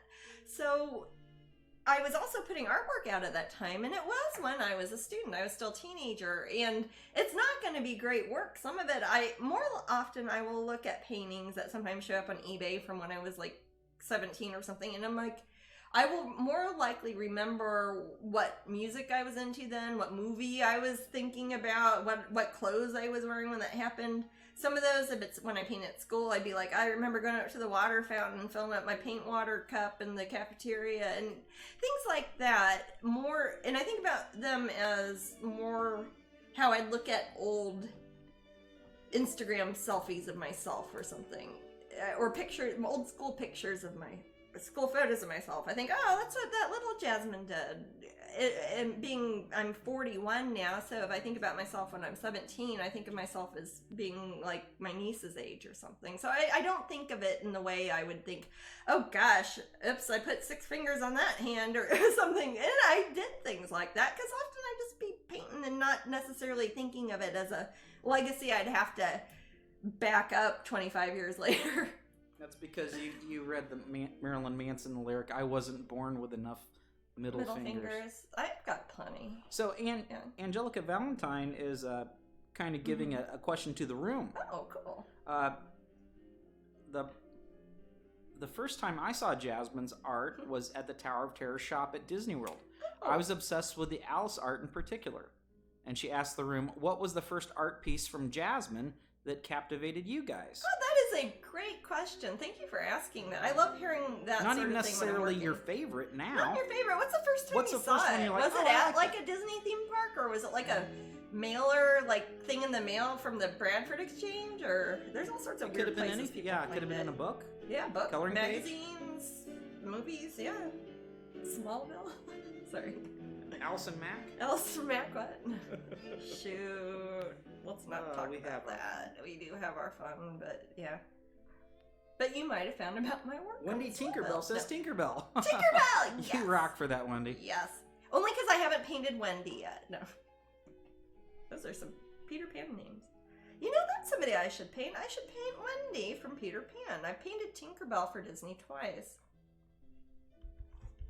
And they do like it when I pick female figurative characters that do look somewhat like my usual work. But again, I just did that Mickey, and that Mickey Mouse is doing some super good work there at Epcot. So Lilith says Nightmare Before Christmas with Bradford. Oh, yes. Tink on Skull Rock, Maleficent in the Tower of Terror. Yeah. I bought the Tink postcard and Maleficent magnet. Someone says, I'm scrolling quick. Swimming with Koi. Oh, that's a nice one. Oh, I like that one too. I love that one. She's that's such a cutie. That would catch my eye if I didn't know me. I love that one. Alice Pieces and Mermaids, Nigel says. Yeah. I've seen your art on eBay. Oh, eBay! I saw a mermaid. Yes. Been on eBay since 1998. 1999 is when I started on eBay, so some people found me on their way back in the day. Luna likes the Raven one, so does Leela, of course. Yeah. Bradford exchanged the Ninja series. Oh, cool, Oh, the Crispy. Ninjas, yes! Yeah, I like those too. That's a cool one to start off with. Golden Mermaid on eBay. Oh. Blackwing Angel. I like that one too. Oh, that is a nice one. Who is it? Just, I know 2 people. I know Leela has Raven Angel on her back, right? Who is it we know that has I don't know. I think it's in the Blackwing slideshow, Angel? actually. What is it? I think it's in the slideshow, isn't it? It might be there because somebody I saw a tattoo of it very recently. Oh, Ruby. Yeah, Ruby is. Oh, Ruby Dragonling. Yes. That's actually. I bet that most people would know that one. A lot of people do because Ruby Dragonling herself is that one individual statue. That one I've done hundreds of different statues. That one single statue has sold over 100,000 pieces. Like 100,000 different people bought that one single Ruby Dragonling statue. So a lot of people know me from that one little statue way back in the day. It's like the first thing I did with Bradford, I think, or Hamilton Collection, at least. And I do need to tie these straps back. I'm gonna flash them. Well, Scarlett says she saw us at Pop Gallery. I thought she saw us in town at first, in Celebration here. But she'd know. Yeah, she probably saw us at Pop Gallery first, and then probably talked with us maybe at Hot Topic buttons. Oh gosh, yes. remember those People pins. in the 1990s would remember me from Hot Topic. That was like the first thing you ever got. That's right? well, it's the first thing that I would know. If I went to a mall, I'd be like, oh, I'm gonna go see. I'm at Hot Topic, sort of thing. And that was pretty cool. Rice Neon says Kansas City Dragon Con, I think it was. So like oh yeah. which I wonder if it's that one that Chris did, not Dragon Con, but I can't remember what. Not Planet Comic, not Conception. CrustyCon. What was it? Contraception, not conception, not contraception. Not Cons have such dumb names. Oh god. Con on the Cob, really. That is a real convention. But I mean, yeah, it's a great I'm not name. Sure. I mean, I think Allura, it's that's hilarious. good. Allura, she's one of my first paintings I did that I really that even today I look at and I'm like, I love that painting. I made her last year. The March pin, I think last year. I did a whole new drawing of Allura. Actually, is it? No, it's over in my cabinet. But I have that drawing somewhere. And I still look at her and I think that is a really good illustration. She's really kind of symmetrical too. It's sad nobody's ever done a figurine of her other than one illegal company, and I had to have them all destroyed. Oh, I remember that. Was horrible. Which was so sad, and things like that just make me so sad. I don't know. Linda just ordered 7 prints off eBay last week. Oh, excellent. Mimi said Belle's Enchantment.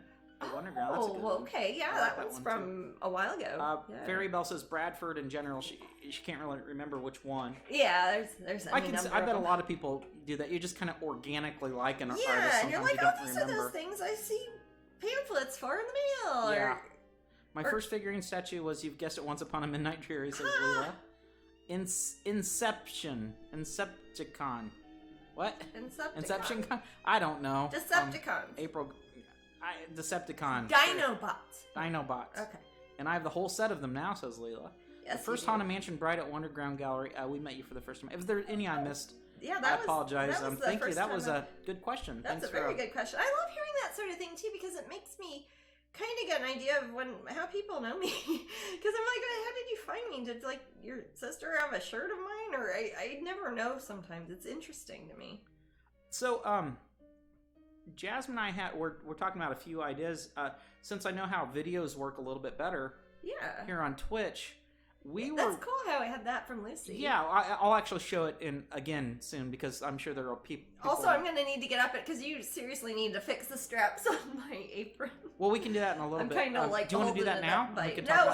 Just I want to actually. Okay, so I was thinking. I did use the eraser, by the way. Matt was talking, but I used the eraser to get rid of all the extra chalk dust. So now I've just got the drawing is just all paint. It's just paint on top of paint. There's no more pencil. There's no more chalk dust. And at this point, I can really start thinking about color and shading, and it will stop looking like a flat drawing and start to look like a real little person. Go on, Maddie. Oh, okay. So, much like a lot of people sent in, and I'm still getting them. Yes, and still send them. Still send them for a slideshow. Yes. I was thinking about a 10-second video or so from people. Oh, like if people made their own things and sent them out? Right. Okay. They make a video on their phone or whatever. They make a video on their phone or whatever, and I'll just collect them and compile them, and put them in the one. And basically, they could talk about maybe their favorite piece of art, like their favorite print, or like what that lady just said. Like, how did you find out about it? Right. And you could just have a little thing, and we'll just keep them. And we could play them up here on Twitch for people to watch. Yeah, we could show them. They'll say. So, like, if I have when we take a break or go to the bathroom, people could watch something like that. Yeah, instead of it'd be cool. It'd be a neat way, because you guys are always seeing us. You're hearing me, rather. But we'd like for you guys to be a bigger part of the broadcast. It is also a fun way for me to actually see stuff put faces to people, because I can watch those things. I don't get to see everything. I don't see the chat room and stuff, so I would enjoy that too, Maddie. So what do you guys think? Do you think that's a good idea? Where think you make a video, and if you're shy, Yeah. you know, you could, You don't have I to don't be know, in have it. you could put the camera on your cat for 10 seconds and talk about your favorite piece or something like that. Yeah, I or don't know if if you 10 wanna- seconds is a I good like it. time or If you 20 have seconds. or... I like seeing videos too. Like if somebody had posted one. Speaking of cat, there's cat. Jimmy Jr.'s out. Jimmy out Jr. there. Pestos here. Yep. Okay, sorry. Wild cat outside. We feed in the alley. But I just need some feedback from you people's, guys. if people would show like if they have rooms that have artwork on the walls, or if they have little statues, like if you have a Ruby Dragonling Your or pin- anything like that. yeah, your your pin pin collections, yes, pin collections. Anything that little snippets, you don't have to be in the video. We'd love to show those, and that's a way you can show off what you have or ideas you have. Or if you do coloring pages of mine, I love seeing those too. But yeah, I could put it up here on Twitch for everyone to see. Also, yeah, speaking of, if there is anybody out there who either hobby or professional level who does have like a YouTube channel, and let's say you do reviews for coloring books and you've done one of mine, or you've done a diamond painting and you've shown it as a video, or unboxings. anything like that. Unboxings. If you've done flip throughs of my books, or if you do readings of the Oracle decks, we'd love to show off some of those. Makeup tutorials. Somebody sent me a link and it was all like they were doing fancy like Hollywood makeup quality stuff to make them look like different paintings of mine, which was super cool. One was like body painting and stuff. If you have videos like that you like to do tutorials on how to color Jasmine art or anything like that, we would love to show those to our viewers also. Yeah, of I course. love how we'll have, you've we'll just have to suggested vet this, them. and I already have ideas. Yeah, we'll have to vet them. And Yes, we will vet them. Yeah. Please keep it family friendly-ish. Well, yeah. But send your videos to Matt at Strangeling.com. Yeah. And Jasmine you should post about it. I will. I will Because post I'm about just this kind of blurting out information. things Yeah, here. we're making this stuff up now as you are watching. Yeah. So, Yeah. but yeah, if you guys That would would be cool. Yeah, would I do like something how like you that, did that would be great. The Lucy's video about the app. right, and also you know how you met, if you want to say how you met Jasmine, or a funny story from a Jasmine event or something like that. Or if anybody's coming to Epcot, like in the next times that I'm going to be there, or even if I'm not there and you just want to show off like what the tents look like, if you have a video that you took there, like during the Festival of the Arts, feel free to send that in to us too. We would first of all like to see it, and then it could be something we might share up here. Yeah. We're always happy to give you a shout out too if it is something like if you are a makeup artist who that's what you do is you have tutorials on YouTube. We'd love to tell fans how to find you also. I might clip it, I might add text to it, and I might mess around with the video you send me. So just Change keep your that in mind too. name. What's that? Change your name. I'm not going to change your name. No. But we really need to identify yourself. Otherwise we won't know. Yeah, I wouldn't, because a lot of the people in the room, that's like, hey, I'm so and so on Twitch. It could even be text. Yeah. If you send it to me an email, I could match it up. Sure. That sounds fun. So But yeah, I'll make a if you guys post think I'll that's make a post awesome. of it Patreon probably, and I'll put it in. I'm not getting a lot of feedback in the room, so I'm not sure I what don't people know think either. about that. I'll post about that though. That seems fun. If not, maybe Maddie and Brandon can make some videos. Yeah, we'll just have to make up stuff. If you guys. Oh yeah. Yeah. I mean, I'll lie. I mean, I have a plethora of wigs. You do. I will become you. Yes.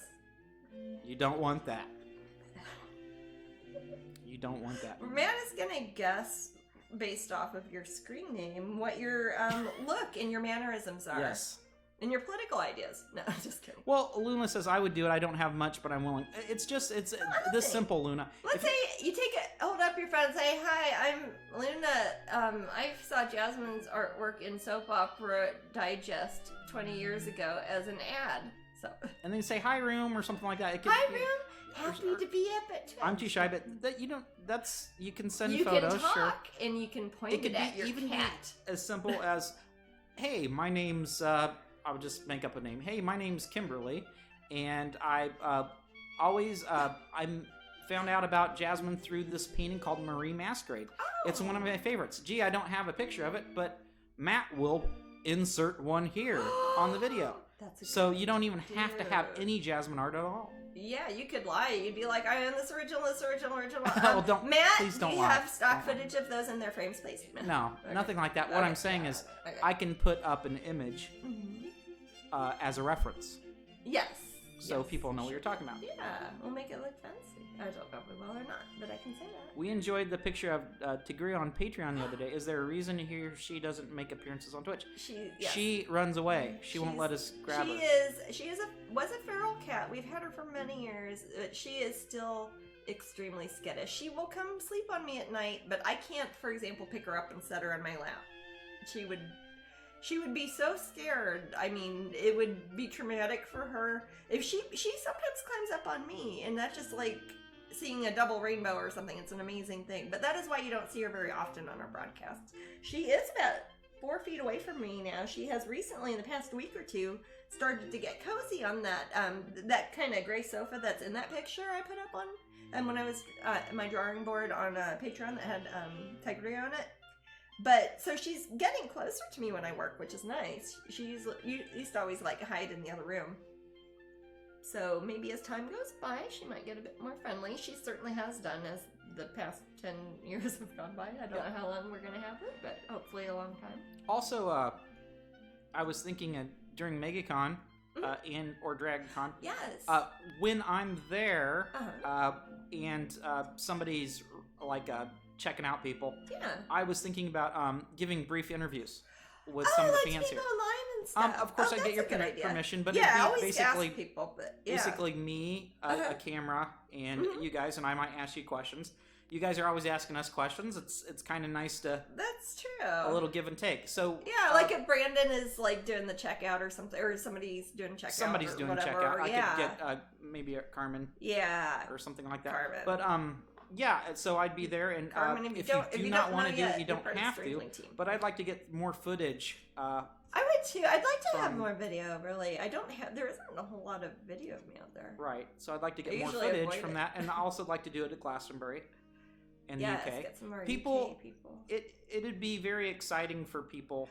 It would be great to give people a better feel of what these things are when we talk about them. Because if I didn't know, if I was like, oh, Tintagel, people would be like, what the hell are you talking about? Or if you're like, if you've never been to DragonCon, you're like, what is it? Is it a bunch of dragons? Or you're like, you can kind of, it would give people a better idea of what things look like.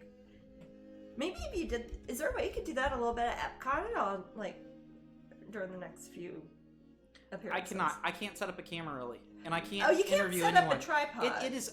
We are so masky right now.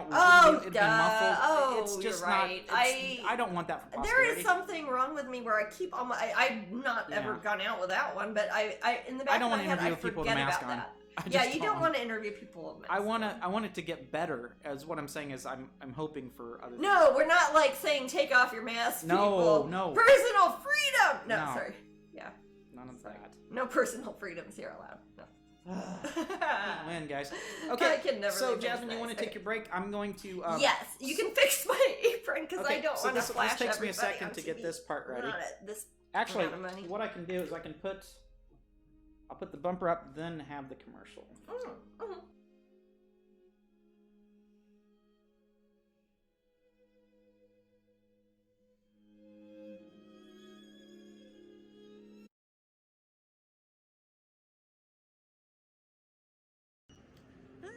Blessed be everybody.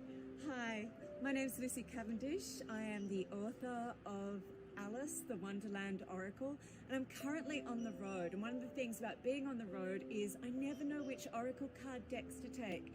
So that's why it's really great to have the app with you. Alice, the Wonderland Oracle is about to come out as an app.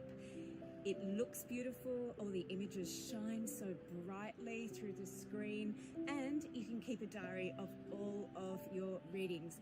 Do try it out, I hardly recommend it, and it's lightweight, wonderful, portable, take it anywhere, including on the road, on journeys. Blessed be to you all, and enjoy Alice, the Wonderland Oracle, especially good for times like this when we're going down the rabbit hole.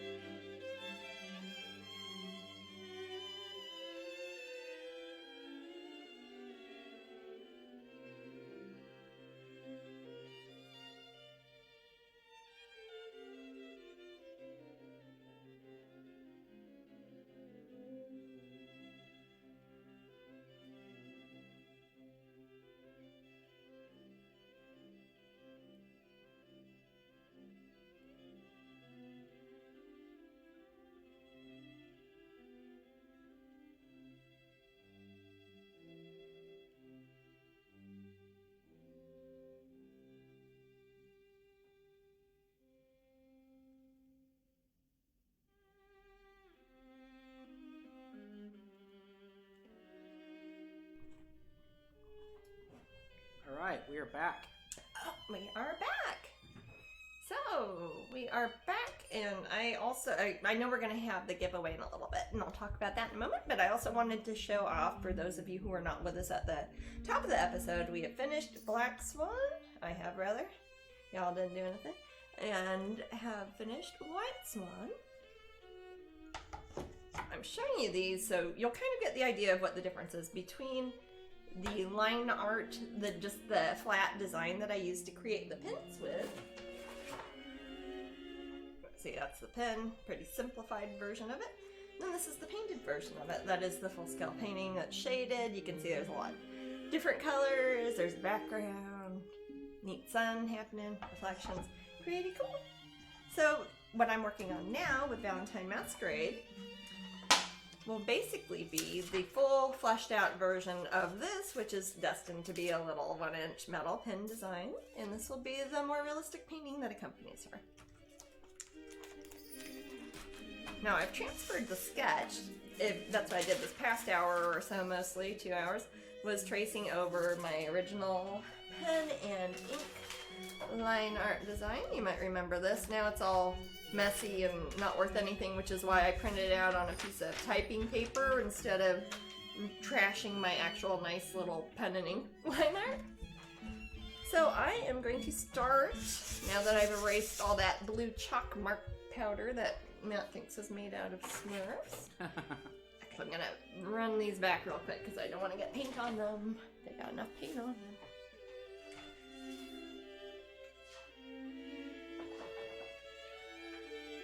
How many minutes do we have to the back hole? We have 5 minutes. Oh, okay. 5 minutes.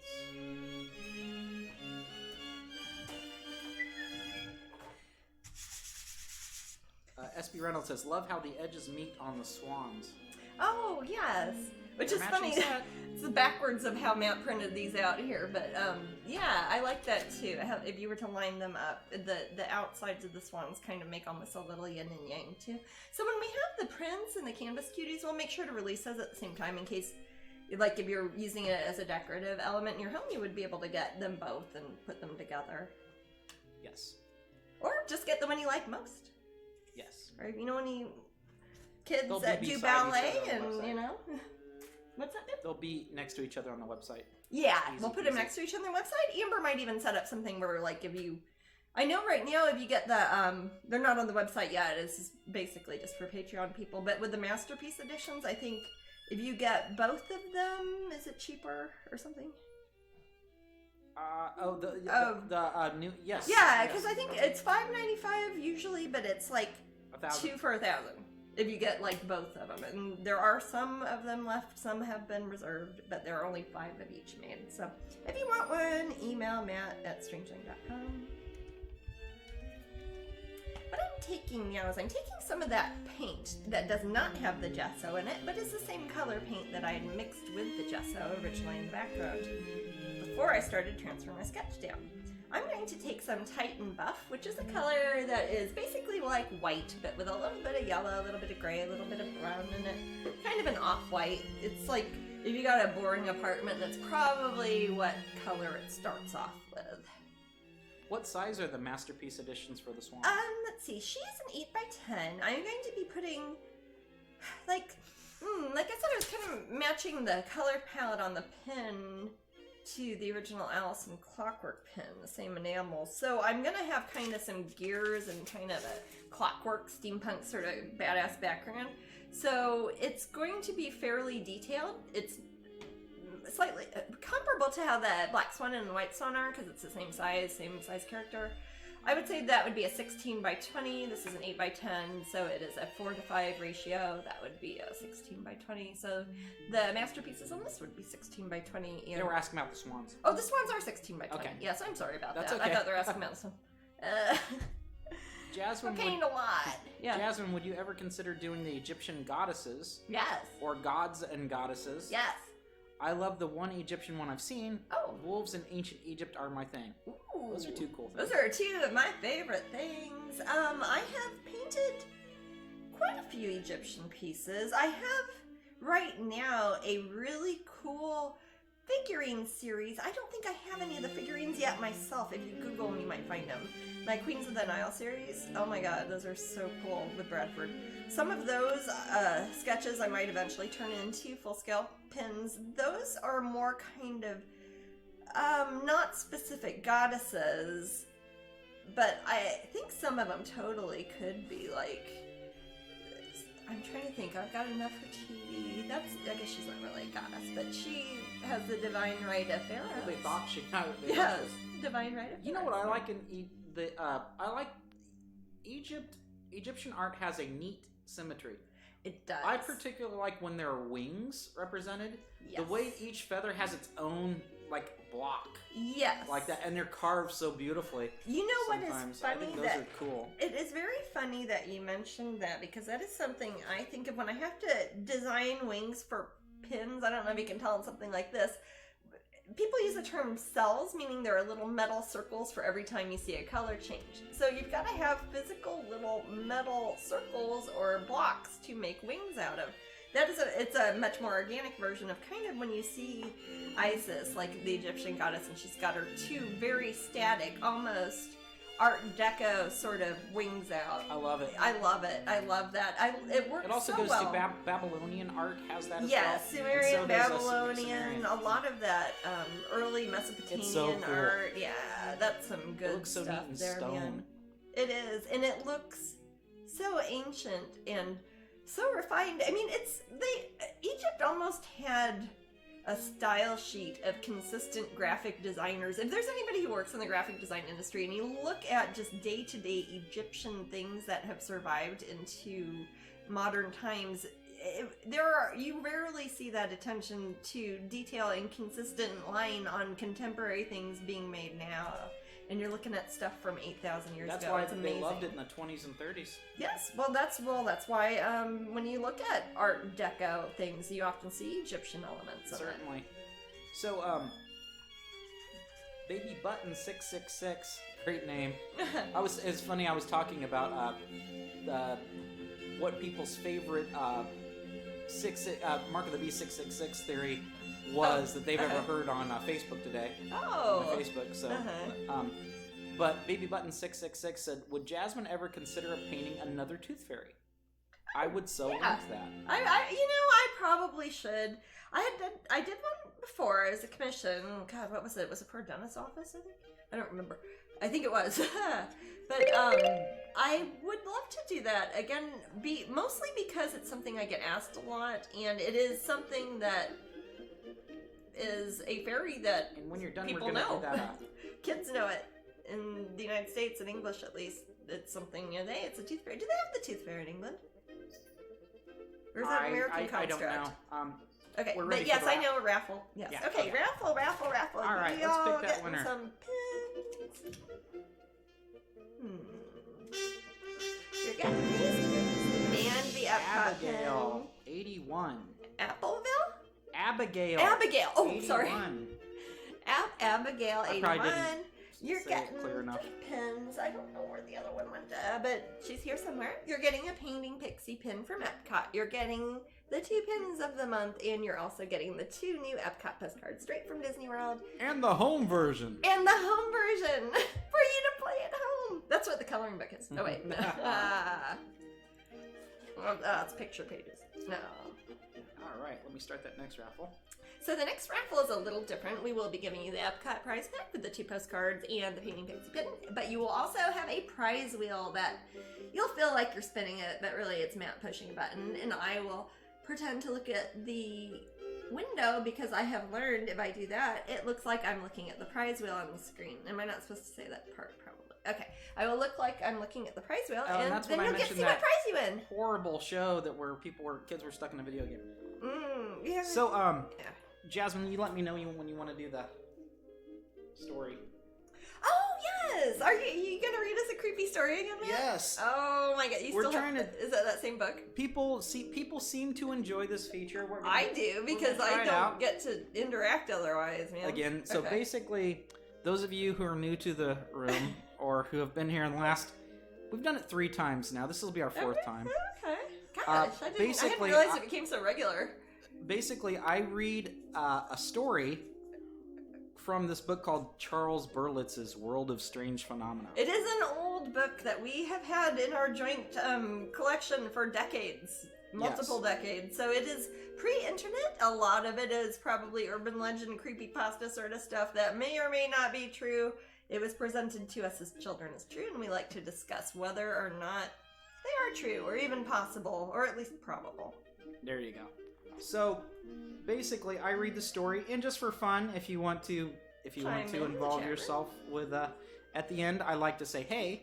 If you get scared easy by strange phenomena, you might want to go get a sandwich right now. Yeah, I don't know if this might scare you. It could scare you. I don't know. It could be scary, but basically, we look at the plausibility of the story. We say, hey, this story sounds like... I believe this story. It sounds... thinking caps that people right. It sounds like it could happen. Yeah. Or, in the middle, it's like, I think some elements of it are true, but it's kind of like, whatever. Okay. And then the other people would say, no, this is just ridiculous. Call shenanigans. Shenanigans. So, Jasmine will pick a story, and it's a huge Are you going to read me some, and then I'll pick it? Yeah, I'll read you some titles. As if Disney was going to send me a contract and select from a few selections. Okay. All right. So we'll talk about the prize wheel in a little bit, Fairy. Okay. Well, we might even show a demonstration. Okay. Yeah. Okay. All right. I'll kind of. She's looking start on now. page. I'm just kind of 9 putting in here. where there's going to be shading, and I'll be doing that while Matt is talking. Go ahead. The Buttercup Mammoth. Oh, I remember that one's sweet. Yes, I know this one. That's story. a true story. Psychic archaeology. Yeah. Okay. Precognition and the races. A phone call from the dead. Do you think the races means like horse races? Yes. Okay. Okay. Psychic vision. I don't think there's anything. There's probably nothing too problematic, and then I don't know. We'll see. Ooh, pitchforked witch. Okay, we want that one. You want pitchforked witch? I want pitchforked witch. All right, now. we'll check it out. Okay. Page 63. Pitchforked witch. Pitchforked, as if past tense. Pitchforked. Okay. I've not heard that as a verb at all. Okay. I can always. You guys want to hear a witch story? It's not a ghost story. It's not a other sort of story. It's so there's ghost stories witch story. And there's witch stories. This might be scary. I'm not scared of. Oh, someone said Frakes. Yes. Okay, Blob help. Now yes. That was a television program. I remember that Jonathan Frakes show. Yes. That's all I saw was Blob help say Frakes, and somebody mentioned it. Yes. Above, what is it? Beyond Belief? Was that the name? Yeah. of Oh, it? he had Beyond. Yes, Beyond was Belief. It Beyond? I don't know if it's Beyond Belief. No, am I thinking Beyond Bizarre with the drunken narrator? Beyond Bizarre. Yeah, it's kind of like that. Yeah. A good call. So I love that. Was it Beyond Belief? I don't remember. Okay. Glenda says, I so love to hear Matt reading. That's sweet. Aw, yes, Maddie, make us cozy. All right, well, grab your tea then. Yeah.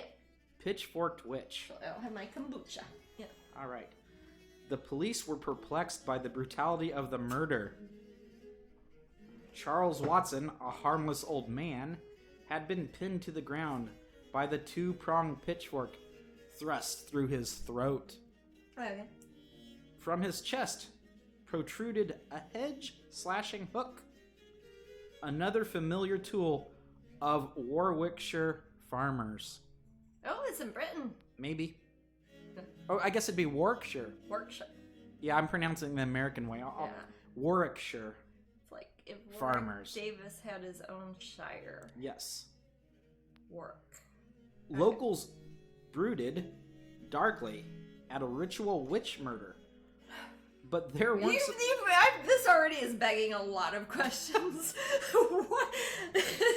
Okay, I don't mean to interrupt. But there weren't supposed to be any witches in February of 1945. It was such a March thing. Wait, is this the last witch who gets put to death in England? That was 1940-something. Remember, she was the one who... That was in the 60s. She wasn't put... No, it was in the 40s because it was during World War II.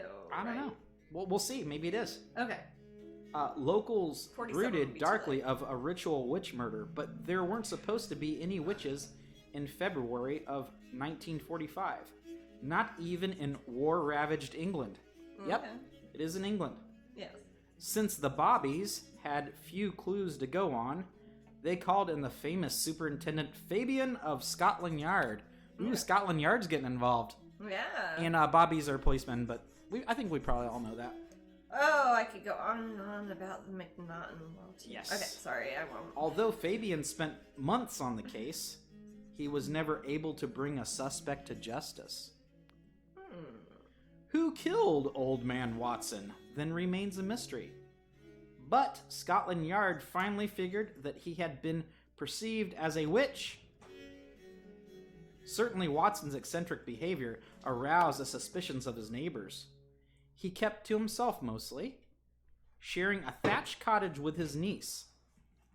Spurning the camaraderie of pub mates, he bought his cider by the gallon jug and drank alone. Well, maybe that says enough. So basically, we have this lonely drunk who lives with his niece. Oh God, his niece probably like has to do his laundry and shit and like cook food for him, and he's never even there. What? Gossip, however, centered around Watson's other peculiar habits. He was given to solitary wanderings in the wilds of Warwickshire. Is that alliteration or whatever? His name's Watson. Wilds of Warwickshire. Yeah. Wanderings. Okay, let me read it again. Gossip, however, centered around Watson's other peculiar habits. What were those habits, Jasmine? Well, apparently he had wandered the wild woods of Warwickshire. What was it? So Watson, who they described as a harmless old man earlier, was given into solitary wanderings. Well, that sounds pretty harmless. In the wilds of Warwickshire. Was he picking up trash? Maybe he was just an anti-litter bug. That's what where he was frequently seen and heard communing with the birds of the air. Oh shit, I do that all the time too. Oh god, I need to stop cussing. Sorry! Thank you. This is why I do this show in between 2 Epcot days. Someone said werewolf. Werewolf! Werewolf. Mic drop. Yeah. It's a werewolf. Time. Yeah, it's got to be a werewolf. There we go. So, Watson said he had his own understanding with them. So, this drunk guy... They have an agreement. So, we have this old drunk who lives with his niece, and he walks around in the woods, and he talks to birds. Does he know the language of birds? I mean, is that not the most common COVID situation? That is how I spend every morning. Did he also wear a mask and watch like news constantly? Does he sometimes buy protein cookies at 7-Eleven? He probably does. Okay. All right. He also raised toads in a small garden. I'm starting to like this guy. Oh my god, is this me? Okay, so this guy, someone says, that is how he raised toads. You heard me right, toads. Well, he must have had some sort of water because pollywogs live in the water just like tadpoles. I don't know. This guy's starting to rock. I love this man. Who pitchforked him? Yes. Rumor had it that he had hitched them to miniature plows and followed them across the fields at night. This is the singular most best thing I've heard today, my love. That's adorable. So he raised toads and they plowed fields together at night. Tadpoles. Oh my god. That is adorable. Is this inspirational? Did he actually plowing fields, or did he make like crop circles? I have no idea. I don't remember this story. These are rumors. Well, who makes up a rumor like that? I need to start more rumors about myself. So let's back up. Okay. Again, let's put on our critical thinking caps, Watson. Okay, there was an old man. Watson, other Watson. Yes. There's an old man named Charles Watson. Okay. I believe that. Yes. And I believe that there's the story's not done. I'm just recapping. Okay, you're just recapping. We're not. Okay, there's more. Okay. There's an old man named Charles Watson. Okay. He was found with a 2-pronged pitchfork thrust through his throat. Okay. What we know about him. We know he was drunk. He didn't like his pub mates. He did. You know what? That is not him being drunk. I would say in England there's an idea of getting your drinks when you go out. He drinks There's alone. Another idea of buying your drinks at the local offie and taking it home and he gets a couple yourself. 3 liters and takes them back to his house. And it was COVID times. I mean, this was post-World War II. It could have been rationing still in 1947 in England. I don't know if cider would have been rationed in Warwickshire then, but I don't know. Anyway, he lives with his niece. Him out. He's in not a thatched... old drunk. Okay. He lives my thing's not flashing. Can you make sure my camera's going? Sorry. But, my god, I want to hear about the toads, Mandy. Okay. Oh my god, it's the best thing ever. Okay, good. So, he lives with his niece. That's fine. He may or may not be a drunk, but he drinks alone. He drinks alone. He doesn't like when he does company. Drink, he drinks alone. He goes on walks, talks to birds, and he has an understanding with these birds. Yeah. He raises toads in his backyard, and late at night, the toads have tiny little plows, This is gonna make me cry. and they again. plow the fields together. Oh. As Okay. people who know me might know, I have a very soft spot for frogs and toads doing people things or other animal type things that are not Okay, things so that frogs and toads Lilith says, typically shaking do. my head, I'm lost in this where we are in the This story. story is so different than the other stories in this book. Do not use us as an Okay, indication I'm for just the rest recapping. of Charles Burrows' work. Okay, I'm just we're recapping. still recapping. So basically, Okay. Lilith, you have this guy. A strange gentleman who maybe he's just an odd guy and he likes to be by himself and talk to his frogs and birds. I spend a lot of time in my yard. I got a toad house out there. I've got probably a dozen bird feeders. I mean, that's Right, what so I do. this guy who was murdered with a pitchfork. And he's murdered with a pitchfork. Yes, We he don't was know murdered with a why yet. pitchfork. It's like Sunset Boulevard. We're gonna learn that he dies first, and we're gonna go backwards. Yes. It's like He- Memento. No. He was murdered with a pitchfork. Okay. And then we find out he lives in a thatched roof alone with his niece, and that he talks to birds on walks, and at night he and his raised toads, he raises them in his backyard, Since they were plow the toadlets. fields, farming them. Okay. Is Rumors he growing barley? No, sorry. What's he growing? Rumors and innuendos were one thing, but what about reality? Could Watson really have been a witch? Practicing. Okay, why did that? What about that makes him? Is it because he bewitched? It's the toads? because Is he profiting off of? However their much hard I work? might want to have a toad plow a field, He'd do a shite job of it, wouldn't he? He's about that tall. it doesn't matter. I Okay. wouldn't be able to convince a toad to do that. No. A witch might. Maybe if he just could talk to him. Maybe he could talk to birds. That's true, though. Witches can talk to birds. Babies can talk to birds. They usually forget when they're about 2. I didn't say that. Jasmine did. I'm not sure what you There are said. several books about it. The Mary Poppins books, like John and Barbara. Those are fictions. Yeah. Okay, but what about the reality? They were. Could Watson really have been a witch, practicing his craft openly and holding his neighbors in fearful thrall? Why would they be afraid of that? I guess because it's strange? Regardless of one's belief, on a cold winter's day, Watson was brutally murdered beneath a willow tree. The only motive Scotland Yard could uncover was that of witchcraft in the first degree. So, Good job, Scotland Yard. You really So I guess pulled the all out question on that is, one. What? was this guy a witch? And that is just bizarre. So, Well, who killed him? they don't know. It was never solved. It doesn't seem. It seems like. Do they mean? Are we supposed to think about Pitchfork and think about like all the villagers going to get Frankenstein's monster or something? You know, like the villagers rose up against this toad breeding witch and they just stab him, They just want his frogs, said Lena. like Giles Corey. Huh? So, there were They want rumors. his toads. I think the problem with the story is that there's two problems. One, I can come up with a lot of problems. but One, go he ahead. had rumors about him. The other one, he was murdered. Yes. So people are trying to say, why was this guy murdered in cold blood?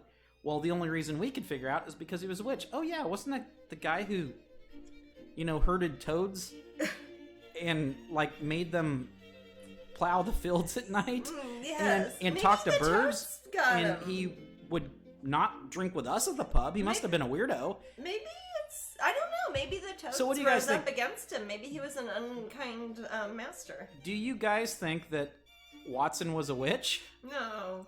Do you think what's don't. the truth? There's like some truth to his witchery? I Or suspect. yes, absolutely, he was a witch. He might have been a witch. I don't think that has any bearing on why he would be murdered Oh, or he had that be lickatoads. justification. That doesn't mean you get to murder somebody just because you don't agree with their belief system. I think the But- person that wrote the story licked a toad. Probably.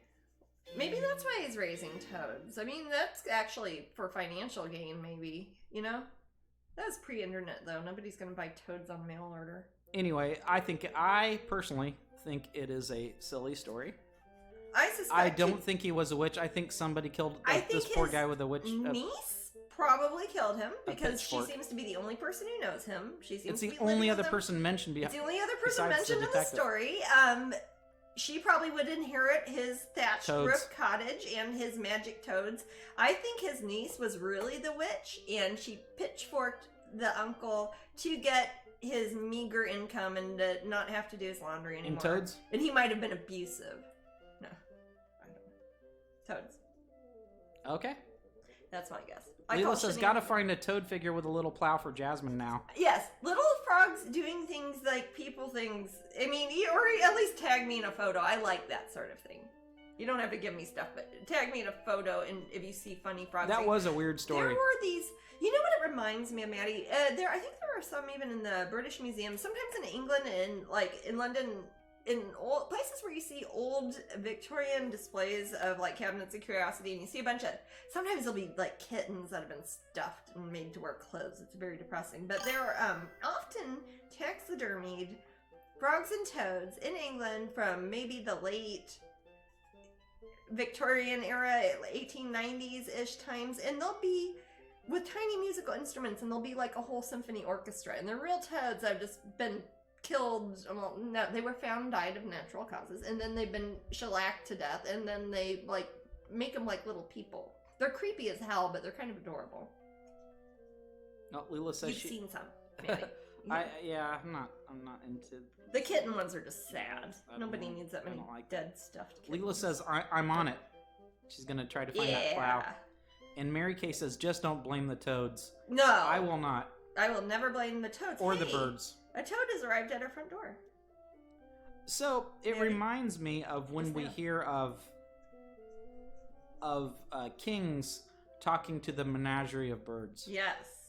which I think was more common than we know. Yes. And I think what it really was the king trying to reflect upon his own wisdom, thinking the birds were feeding him cryptic info, but it's himself asking himself questions. It's funny that you bring this up, and I swear I did not know you were going to talk about this, but one of the sub-series in my Enigma show that is coming out, Corey Helford Gallery, January 8th, 2022, downtown Los Angeles, I have a series called Ornithomancy, which is the whole practice of listening to the songs of birds or seeing when birds show up in order to get secret messages from them. April says it was aliens. That's always a good guess. I mean, I'm not saying it was aliens. I like all frogs and toads, except the toads where the babies are out of their backs. Freaks me out. I love that, actually, love Jajoki. them. It's like they have this I think it's wonderful cute. sort of mesh of... It looks like, if you ever go to a... says the vegetarian, if you go to a butcher shop, if you see tripe, like beef tripe, it looks like their back is made out of that sort of fibrous stuff, like the inside of speakers used to be in the 1970s.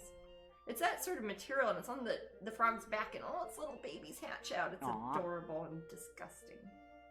But and they get enough moisture that they can form into little frogs. Yeah. That's And so they can funny. Good coloring, and then they get little legs, and they still have a tail for a little bit. And there's hardly anything lovelier in nature. And the frog's Then when just you walking see- around When thinking you see the nothing's little weird. frog, or maybe when you see the tadpole, and he's still got his little little leggities, and he's still got his tail. And it's like, what is you, my little friend?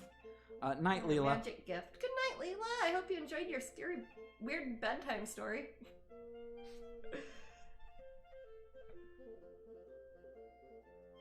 All right, so we are 40 minutes to raffle, so it's a Oh, while. All right. Hey, So somebody was asking. what is up with the prize wheel giveaway for Yes. people? You were kind of explaining it earlier. Yeah, somebody. We'll give a sample of what the prize wheel is. I was so- gonna tell people what the prizes Oh, were please because do. they're asking. Yeah. On the prize wheel, you have a chance to win one of the following: print of the week, Wait, I don't do that. a mystery pack pin set, Oh, a 10x10 canvas print of your choice. of your choice. I'll work with you in an email. Yes. We can't make Disney make things for No. you, though. Sorry, folks. It has to be a Jasmine painting. Yeah. Right.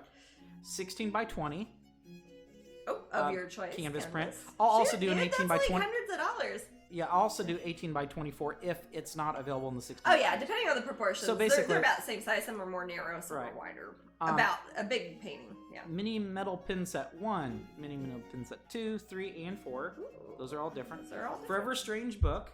Nice. that is a good book. The Halloween coloring book. And you do have a chance, however slim it may be, to get an original painting. Original painting. Completely free of charge. You can totally sell it and buy yourself a motor scooter. But yeah, that dude was totally a werewolf. Yeah. An I alien don't know. I don't werewolf. think the toads would obey him if he was were. Do you think when he was talking to the birds, he was explaining to the birds it was not okay to, like, swoop down and eat the toads out of his pond? Because think about how herons and egrets around here will regularly just skewer a frog on their pointy nose beak, you know? Sure. He's like, He's like, hey, these birds. ones are mine. Yeah, these we're are plowing your the fields coworkers." tonight. Yes. This is my army of This toad is not farmers. Food. They are coworkers. This is my army of toad farmers. And Toad farmer. Toad yeah. farmer sounds like a great insult. If you, It's like, oh, get out of here, you toad farmer. well, it's funny because he's a toad Garbage farmer angel. Yes. for raising them, Yes. but they're also tiny little toad farmers. They are. Oh, thank you so much for the bits, Phoebe. Thank you. Those are cool. I like the little unicorn.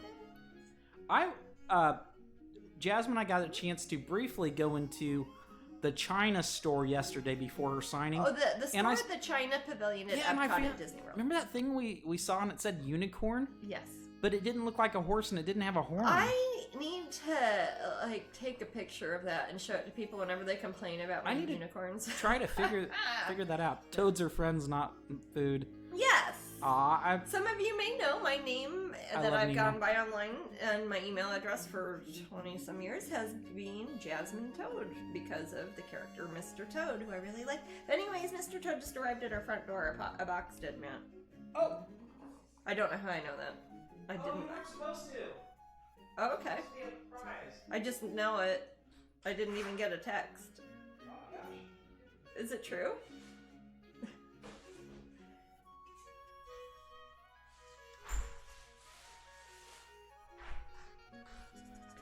No, I saw that I was gonna get something later today, but I didn't know that was it. Is this a surprise? Can I see? This is... Okay, that's creepy then. I know! I did not know that your story had anything to do with toads. You read those stories to me at random, right? Okay. Yeah, I didn't I know got toads this were for you. involved. I heard witches, pitchforks, no toads. Baby, thank You you. can do an unboxing.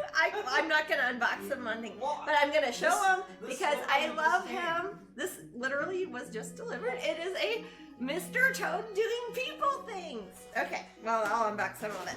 Sorry. That is, This is, of course, weird. Pop Disneyland 65th Anniversary Official Mr. Toad. Yeah, I'm gonna ruin his value by immediately opening it up and Oh, you are getting gonna paint open it. all over him. Oh. What's that? you are gonna open it. Yeah. Okay. I said I wasn't going to, and then I saw him. Because he's cute. Okay. Oh my effing goodness. He's adorable. Oh my god, and he's in Toady the car. Can I see him? Yes, baby. Oh my gosh. Okay, yeah, this Oh, is that's so magnificent. cute. This is one of the most extravagantly done. This is because it's an anniversary one, isn't it? Oh I my ordered it gosh. on Amazon earlier today, and it said it was going to come between 1 and 6 p.m. Today?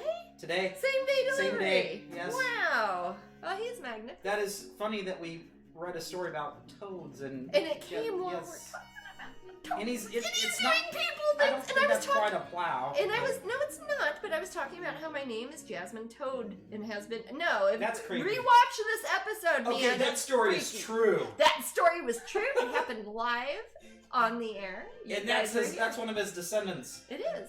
Well, Mr. Can I Toad is my great uncle. My grandmother used to always tell me that. Not the man who wrote Mr. Okay, Toad, so but Mr. Toad himself. It doesn't actually... It does not actually drive around. His little... His head turns, yes.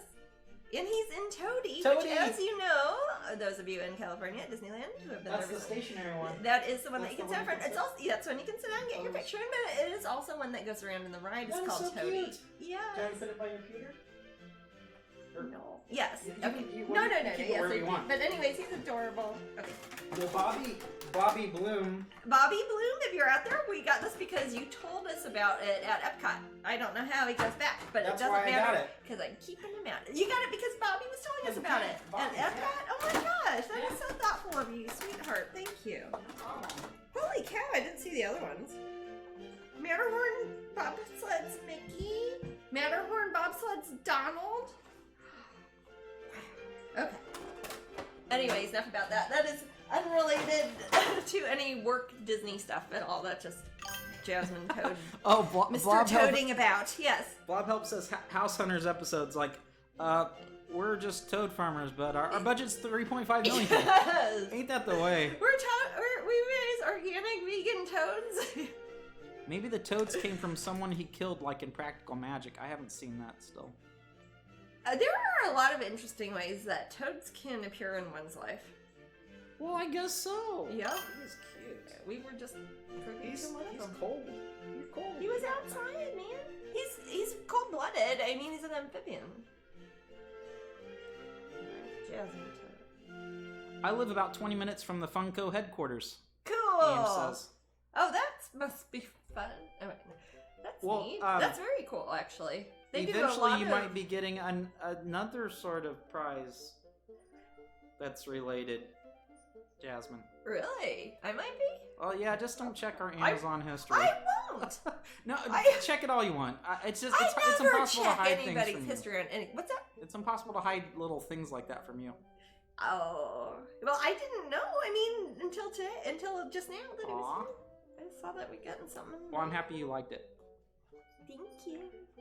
We've got one of those big statues of Mr. Toad in our living room. Yes, we do. One of those ones, like, before you get on the ride. Yes, and there have been people that have gifted us Mr. Toad things. Yes. And I think Jasmine's pretty much up to date. I think you're good. Yeah, I think I'm up to date on Toad merchandise. Wow. And see, that is when I talk to people and they're like, if they're fangirling to me about something, and they're like, oh, I'm sorry, and it's like, no, you don't understand. I get it. I am that way about some things so much that I would understand anybody's fandom on any level, I think. Don't you agree, Matt? I do I agree. am a person who considers myself a fan of certain things, and I go all out. Absolutely. I think that's important when you're listening to someone else talk about something. It's just try to put that in perspective. It's like pretend it was a new Mr. Toad pin, Jasmine. What's that? Is Jimmy Jr. Pesto in the tree? It's a cardinal. Oh. Okay. Oh, I'm sorry. Are you communing with the birds? Stop it. This is getting creepy. I'm gonna look at my toad house when I go outside later. I just bought a pink Darth Vader pop with a heart for my daughter for Valentine's Day.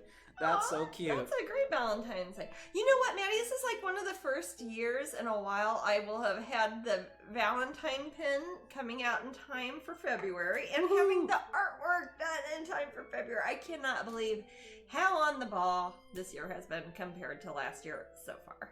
For me, not for everybody, but things are coming up, Jasmine. Yep. Fiowal asks, speaking of Funko, are there any Jasmine figurines coming out in the future? Yes, there are. Like the little cuties. Okay, cool. Yeah, there are. Again, there are a couple of figurine things that are happening on right now. Some of a few things have been postponed, and I'm waiting to hear back on some things. But if I don't hear back on those things, I'll be doing some other things. So I only have so much time. I will wait. Luna says, "I wonder if the niece killed him because he told the toads and birds that his niece was the witch." Maybe so. That's what I mean. It seems suspect that there's a younger lady in the same house, thatched cottage. I mean, yeah, why mention it? If they're like he just lived alone with his family, they could be like that. But nah, she murdered him. She wanted his real estate. Yeah. His thatched wanted house. His toads. His ever look in Warwickshire at an actual thatched cottage? Those things are like 800,000 pounds. Jug of cider. His jug of cider's only like, I don't know. Costs nothing in Britain. 99 pence. I'm telling you. Seriously, you can buy like jugs of cider for what people buy a 2-liter pop with here. I remember, I think it might not have been our first night in... Was it when we were staying with Annie and Matt? Yes. My cousins? Yeah. And I remember carrying back as I would a baby. Oh, the 3 liters. 3 liters of cider. And I was like, in this... God, I wish I had been a teenager in the UK sometimes. Okay, go ahead. And it was just enough for everyone and everything. Yeah. It was just so much cider. I was always afraid to drink cider at night with Annie and Matt because the flat Matt and I were staying in did not have a bathroom. And I would have to walk without contact lenses down. It's a Tufnell Park, Islington. It was not as gentrified as it is now. And I would have to walk down without contact lenses down the street, like several houses outside, cold, And back to Jasmine's find a bathroom. ghosty-looking nightgown. Jasmine, yes, in my Victorian nightgowns, blind. Yeah. So I didn't drink a whole lot of cider. I remember walking you go across pee. the street What? and helping you there. Yes, I knew. But I didn't want to do that like 5 times. And they left the door unlocked for us. Yeah, which is, you know. I remember the only thing that we had a TV in that little room. We had not paid the license for it. But It was an I unlicensed found, television. but I somehow connected it. You did. You hooked us up. We watched CBeebies. Yes, and then there was a DVD of Harry Potter. I can't. Which one does he go on the night bus? Which Harry Potter is that, guys? We watched that.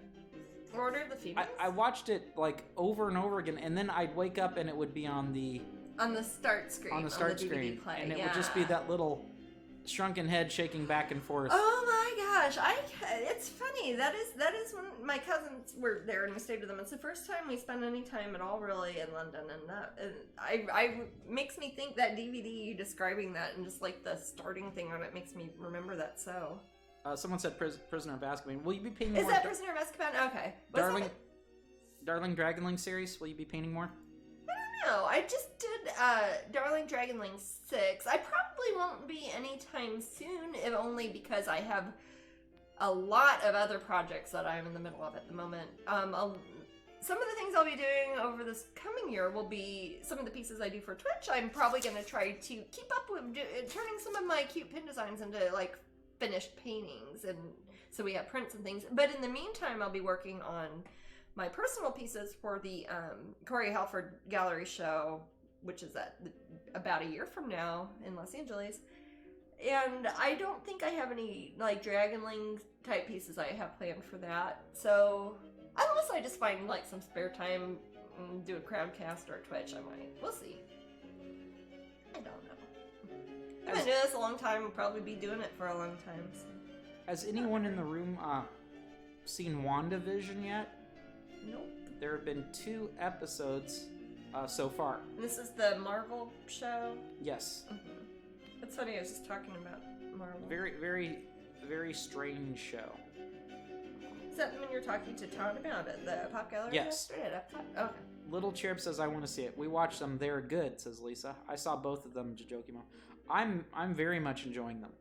I have not seen them, but Matt said I might like them.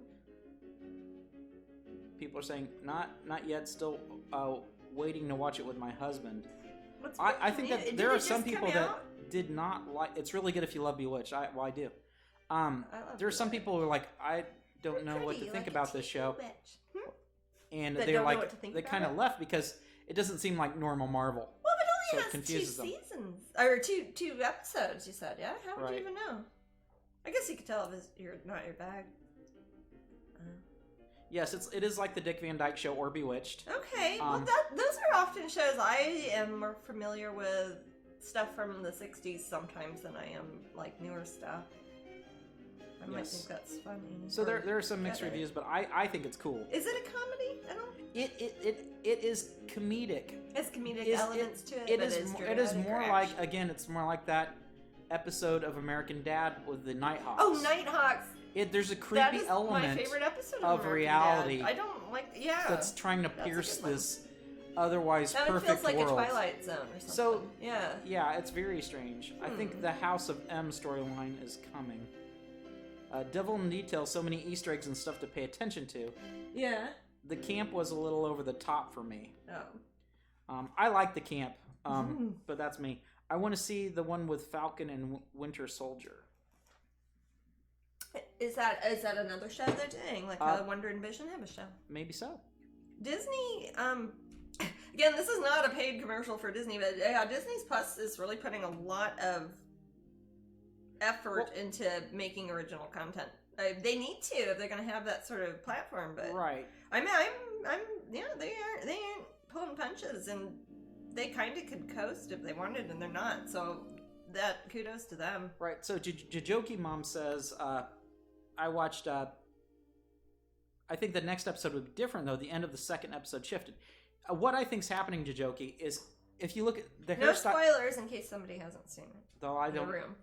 There's only been 2 episodes. Oh, okay. I'm not sure if it's really could be spoilers. Though. Probably not then. Okay. If you look at both episodes, notice that the hairstyles changed. A few other things changed. Their beds were put together, for example. They are coming out of the 50s. They went into the 60s. I think they're going to move Their beds into the come 70s. together. Do you mean like beds then come the together 80s, like if then the it 90s. was... What's that? Do you mean their beds come together like how they used in the 50s and 60s? They have showed- separate Dick Van They Dyke have to have beds. twin beds, and Yeah, then or they were I Love allowed Lucy. to have a double bed, but you had to have a foot on the ground. Right. Okay. And they have like a comedic argument, people. and then finally Wanda says, and she pushes the beds together. Ooh. That is symbolic of times changing. I see. Yeah, so that is, I feel, we're just moving forward in time, and Do you think each episode will be a different decade? Is that what you're Yes. saying? Okay, That's an what I think so. interesting device. I don't know if I've seen that, not gimmick, device, I guess. It's used pretty before. weird. Yeah, that's interesting. It's weird. I call it high concept. Other people are saying it's just dumb. So I don't know. There is a fine line, and it's very subjective. Yeah, it is. My gosh. But I mean, I wouldn't rule out anyone's opinion. That's not fair. But No, you can't tell somebody like their it. opinion is dumb. That isn't how things work. Not if it's something subjective about entertainment.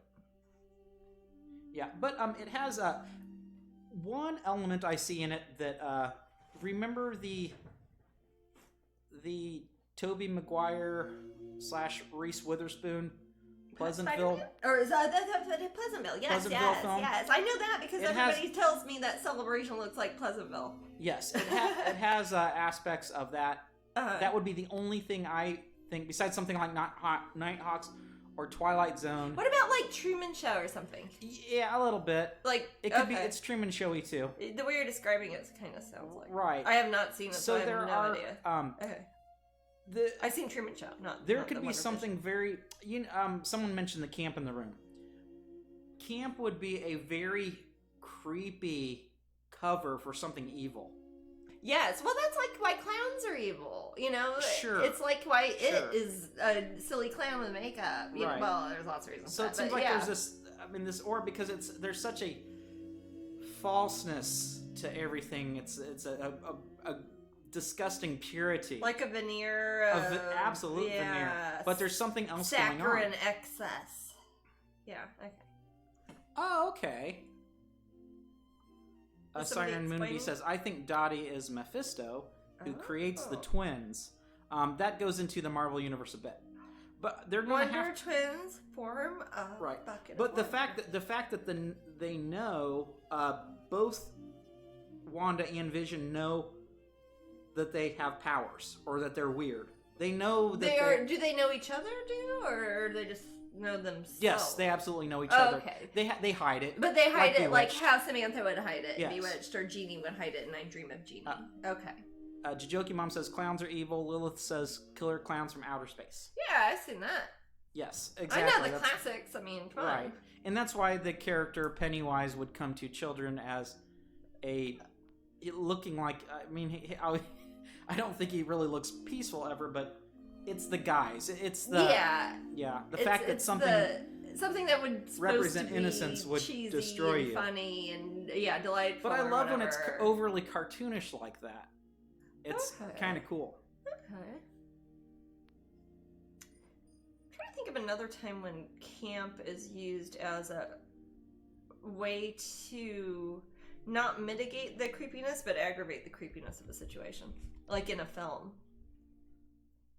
Like when there's okay, well, that's not really creepy, but a little bit like how the Stay Puft Marshmallow Man, like Yes, in, absolutely. in Ghostbusters, how it's Yes. this big, goofy, silly, cheesy thing. It would be like seeing, I don't know, Yes, the because Michelin tire dude or something. Yeah. yes, because Ray says, I thought of something that could never hurt us. Yeah, it'd be It's like the if Stay Mickey Puft Mouse was Marshmallow. or something. Yeah, Right. something that you'd see as like a harmless, goofy, and ultimately powerless sort of sad creature almost, but it's something that takes over.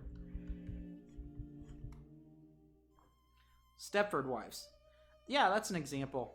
Yes, that's a very good example. You know, that's another town this place gets. Yeah, our town. The prisoner, kind of like the village. The what? The village, like yeah, the prisoner. The prisoner. Yeah. Yes, very good show. But it's funny because it's almost like more conceptual Uncanny Valley. Yes. Is there a term versus is there a term for Uncanny Valley is that relegated specifically to visual media, or is that as far as I know, but I could be wrong. Okay. If you apply it to more abstract concepts, it should be. Yeah. I mean, like music, like you see music sometimes used as campy music used as a device. Like if you have a upbeat, with a hidden stupid meaning? 60s song and you play, or like with a stupid purge, like things like when you play upbeat music and you're just beating the tar out of everybody. That often done in satire, like American Psycho. Yeah. Okay. Yeah. American It's Psycho hip to be is a bit of square. that. Yes. Yeah, Things like that. yes. That's getting I think there. I must enjoy that sort of thing, because it's just very funny. Very Bad Things with Christian Slater, also Heathers. Yeah, Okay. Yeah. Heathers has kind of got that thing going on too. So okay, how about like some David Lynch Death stuff? Becomes Her. Yeah, Death Becomes Her, I could say that. But David Lynch things, like how you'd have like vaguely wholesome looking 60s housewife stuff, but there's like a gross ear on the sidewalk. Get Out. Get Out. That's a very good one. example. Yeah, you've got all these waspy kind of weird catalog looking people, and you've got the one dude who's real there, and yeah. Wild Things. I don't think Wild... Is that one with Buffy in it? That Wild Things? That Bill Murray vehicle, No, Wild Things. Wait, that's Wild Things. No, I don't think that would be one.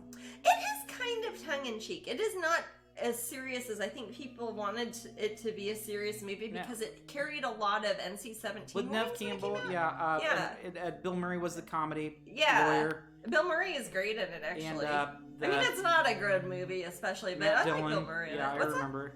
Matt Dillon was in it. Matt Dillon is in it, yeah. Yes, he's the main guy. And, that monster from the hit movie Invisible Man. Kevin Bacon? Kevin Bacon. Yes. Hollow Man. Actually. WandaVision is on Disney, Nigel. Disney Plus. Since it's or at least in the United States it is. It is everywhere? Specifically made by Disney Plus for Disney Plus. Oh, I know, but at DisneyPlus.com. I understand, but some countries have Disney Plus as part of something else, so I don't know. I don't think so. Disney Plus, I think, is Disney Plus. For example, they have a different thing in China. Well, that's called something completely different. Okay, whatever. Stir of Echoes. Stir of Echoes. I saw it with you in a theater. It has Kevin Bacon in it. Quite what we're talking about. But... No, that has people acting as if Nigel has they are Disney Plus. Excellent. Yep. Yeah. Right there. But yeah, that's also a thing where people are acting as if they are wholesome in order to cover up something festering. That's always a reasonable device. That would be Stir of Echoes. Almost literally in Stir of Echoes when you think about that being like their family rec room, and they've literally kind of plastered up the wall over the girl who was killed. A character who encompasses that would be Umbridge. Yes. From Harry Potter. Yes. Yeah, she's got all her kind of chintzy kitty cat Bradford collectible plates and everything, and is dressed like a, middle-aged Karen housewife mom or something, and is horrible and really, Death Eater, really. Yeah. I got, I'll say it's anonymous. Somebody sent me a message, but I think it's okay to mention in the room. The show Weeds, how they kind of live in a perfect neighborhood. Oh, yeah, that's it. Yeah, it's like that's they're kind of in a planned community, and it's like supposed to be good schools and all this, and really you're like just barely scraping by and you're selling weed the whole time. Yeah, but a lot of these examples are not supernatural. They're not supernatural. That's true. Those are more using human stereotypes to cover up other human stereotypes. Yeah, but it of course is a great example. It is a very good example.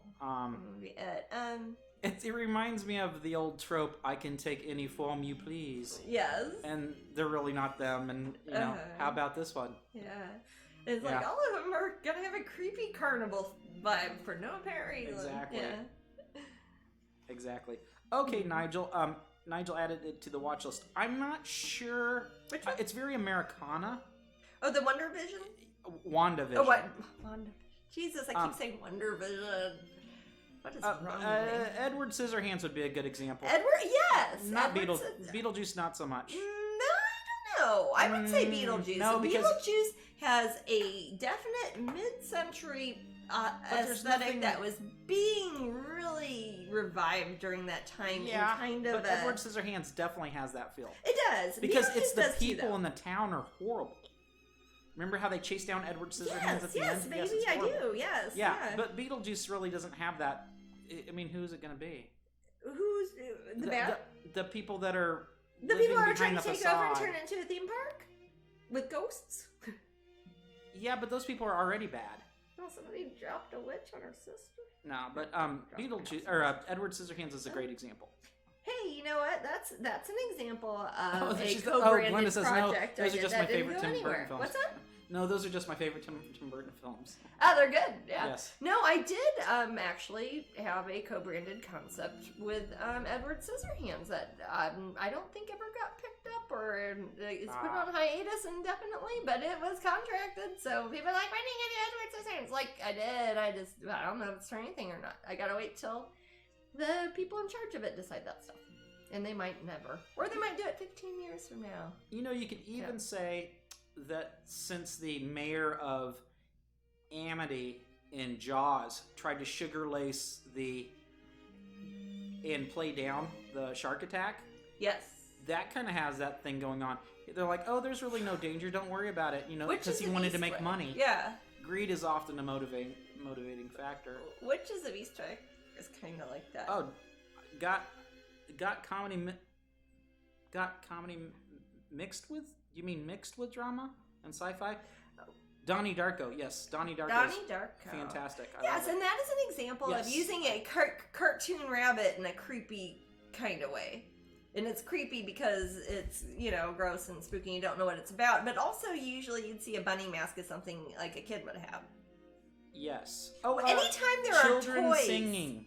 I was going to say, anytime there are toys that come to life, like Child's Play or dolls that come to life, Yes. those are examples. Nightmare on Elm Street's a good example. It's like Okay, yes. perfect neighborhood, except for there was this one. Except for this horrible- one worst thing that ever happened. Right. Yeah. And he attacks this.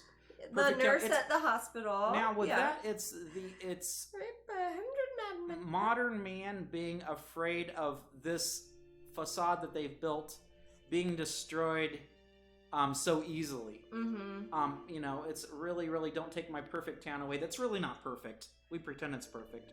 And something like Freddy Krueger is symbolic of that. Yeah. He would be really their collective unconscious guilt or something of the Yes. town, and that's why it's good after Or he's just some children. gross guy that stabs And children people keep seeing the innocently. movies that keep making the second one. No.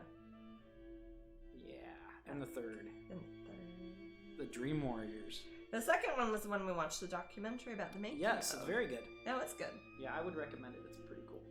Yeah. It also shows some backstage convention culture a bit too, doesn't it? It Like does. con culture. Yeah. It does. Which, if you've been through COVID, you might be missing that sort of thing right now, so. Go have a Yep, virtual. Luna Star says Dream Warriors. You know it. Who's there, Sunshine? There's some critter at the back It might window, be ain't it? Huh? I bet, is it Tom or is it Magic One? I'll let you know. Okay. You got a friend out there? She's like, no, I have an enemy. Can't you tell by how I'm acting? Let me see. I don't Oh, see your Sunshine. friend. But Sunshine? Is it just your... Junior drinking from the thing, Oh, is he drinking from the Yes. bird bath? My So magic cute. orange buddy. Okay. We named him after the character from Bob's Burgers. Yes, Jimmy Jr. Pesto, the wild feral cat in our yard occasionally. He Not has a our cute cat, but we face. feed him. He looks like a smushed up lion. He's adorable. And he's orange, so we call him Jimmy Jr. Pesto, off the character from Bob's Burgers. He's a fine dancer. I don't know. You can hear Sunshine Sunshine's beating at the window there. Beating the heck out of the glass. What would you do? What would you really do, Sunshine? What if that glass was not there? Hmm? Do we have any Bob's Burgers fans in the room? Yes. I am. It took me a while to. It took me. I had to work on Matt for 5 episodes. Yeah, and I watched it for years before I even showed you any Bob's Burgers. But I'm a big fan of voice acting and recorded comedy songs and animation. The songs are what drew me in. The music in Bob's Burgers is fantastic. Some of those songs are some of the best songs. I don't care if they're got silly, goofy lyrics telling the story of the funny sitcom episode that week. They are great songs, and I think about a lot of them all the time. Jasmine? Yep. Are you starving? I am starving. Why? Me too. Jesus Christ, I am starving. I was thinking about Bob's Burgers. I'm a vegetarian. I was thinking of you got hamburger. No. Oh yeah, the music is fantastic. Yeah. But I'm Jimmy Jr. Pesto. No, I'm Pesto. Oh, He wrote the Hot Guy Manifesto. Don't you wish that you were Jimmy Jr. Pesto? Let's do this. God, you know what's funny, Matt? We were singing this last time Jimmy Jr. Pesto came, and I know it because when you were uploading something, and I went over to uploading the video to YouTube, and I saw myself like this, and I'm like, why am I doing that? What the heck? And it was the end of you singing the Jimmy Jr. Pesto song, so... Oh, Glenda's having... Hey, taco salad. Anybody else eating? Ooh, tell us about food, Yeah, tell us about please. food. I'm hungry. I'm so gosh darn hungry. Me too. We'll figure out what to do about food after this. Yeah. Do you want to have a fire tonight? Yeah, I want to have a fire. Okay. We'll have a little fire tonight. That's me. We don't have... fire. In this house, we don't have a fireplace, No, but we we have have a fire pit outside. a little fire... You know, one of those little fire pits that you can That's buy. ones you gotta buy from Home every year Depot. because they rust out. 2 years. I can make them last 2 years. If one of Someone's those years having is pizza. 2020. Luna's having pizza. Pizza. And just finished Taco Bell. Nummy. Ooh, I like Taco. Does a Bloody Mary Taco count? Bell. It does. I need to Bloody thank Marys Taco count. Bell because in March, for those of you who do not know, Taco Bell is bringing back potatoes. They will have the spicy potato soft taco. They will have potatoes to add to your tostadas. Potatoes are back.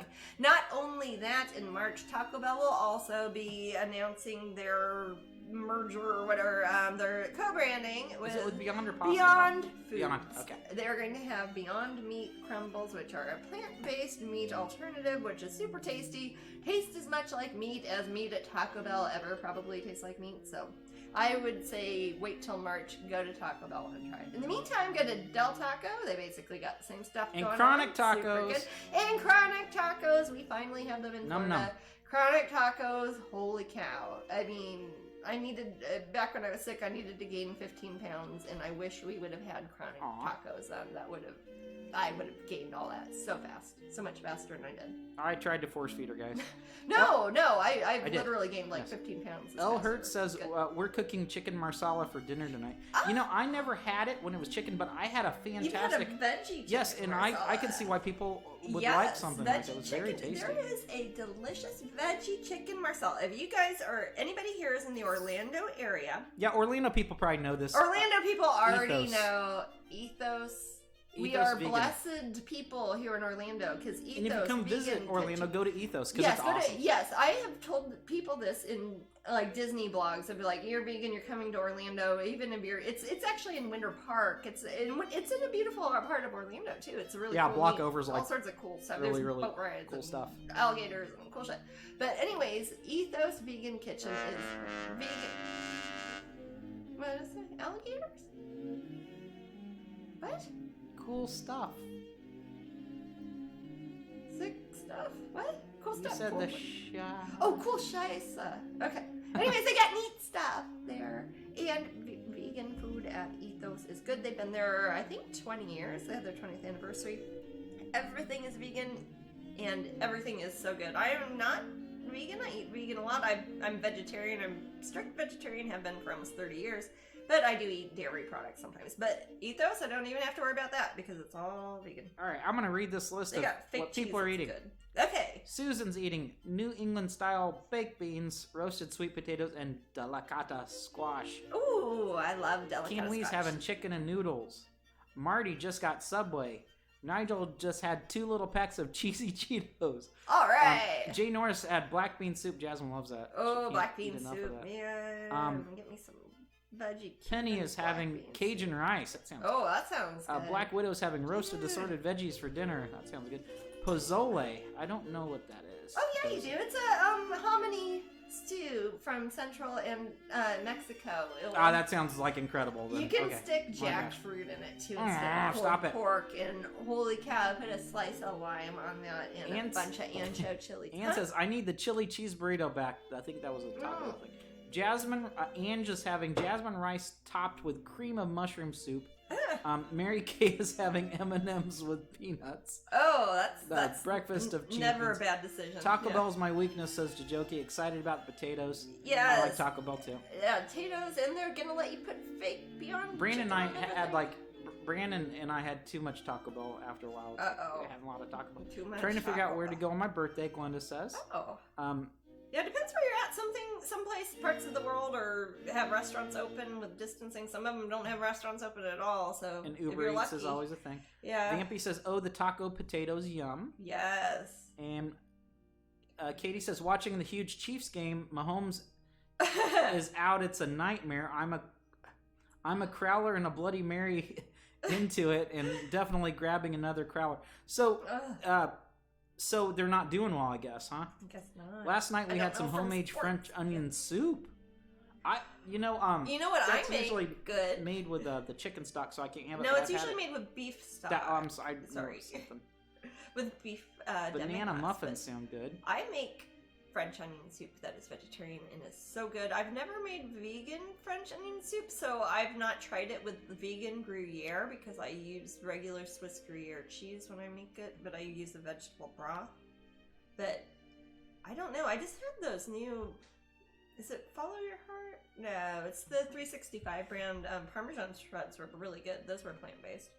So Rakamo says Hungry Howie's Pizza, and Glenda says for their birthday they're thinking of Japanese where they make food in front of you. Oh, like teppanyaki. Teppanyaki. Like what's Like they have at Epcot. Benihana. Yeah. All right, we are ready for Oh. the raffle, guys. Okay, so first you pick who wins the raffle. And then you pick I the pick prize who wins the raffle. Yeah, that's right. And then we we make the prize roll. That's how it works. So we're gonna pick this last raffle. Yes. Mm-hmm. All right. My screen's not working. Okay, well I'll fix that real quick. Okay, it'll probably zoom up. I don't know how long it's been stopped. I just looked over and it wasn't flashing. Okay, and then let's pick the winner. Who's spinning? And the winner is April Gardenia. April Gardenia. Congratulations, you are a winner. Matt is going to spin the prize wheel. Okay, and prize wheel.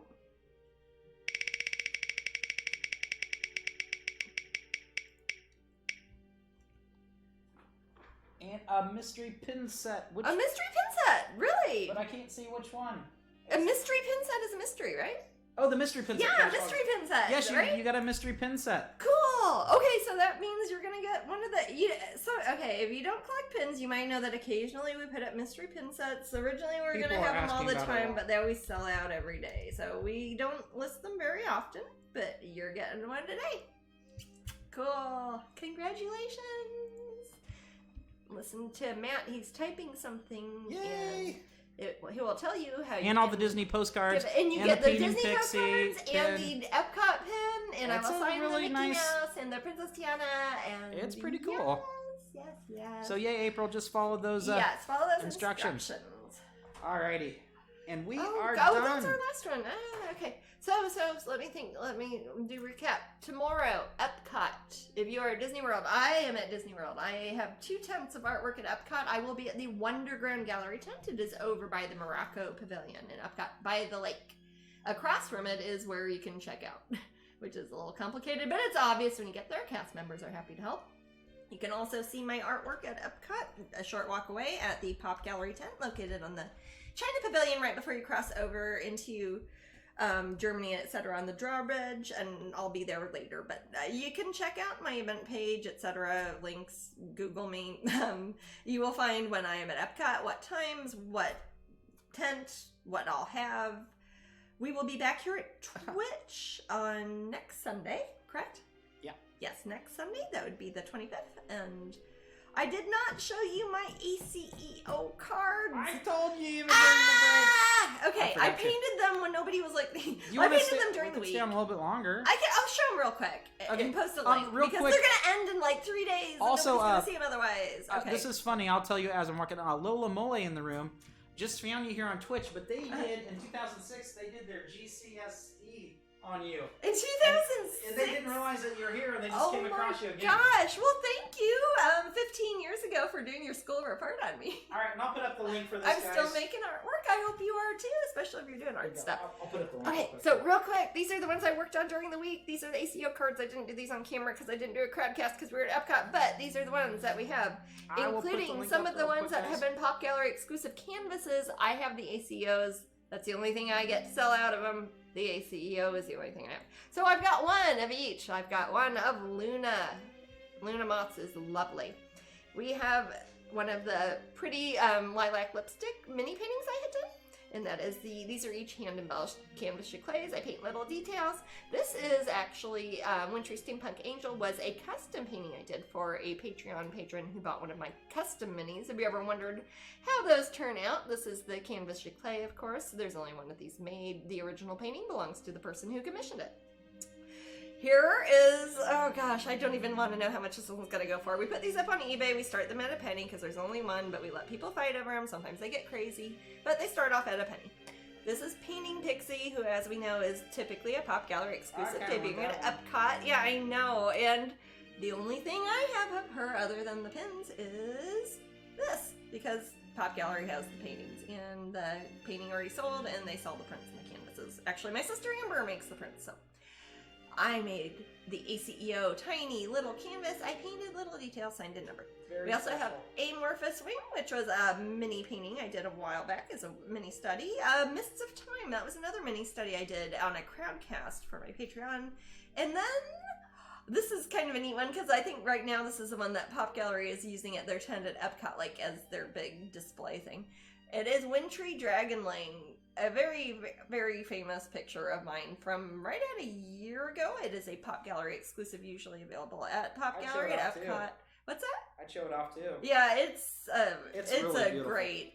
It's one of those ones that's like, oh, it's a fairy holding a dragon, and then you look at it, you're like, oh my god, there's a lot going on in here. It's a really, I'm very proud of the landscape in it, and I just like this painting a lot.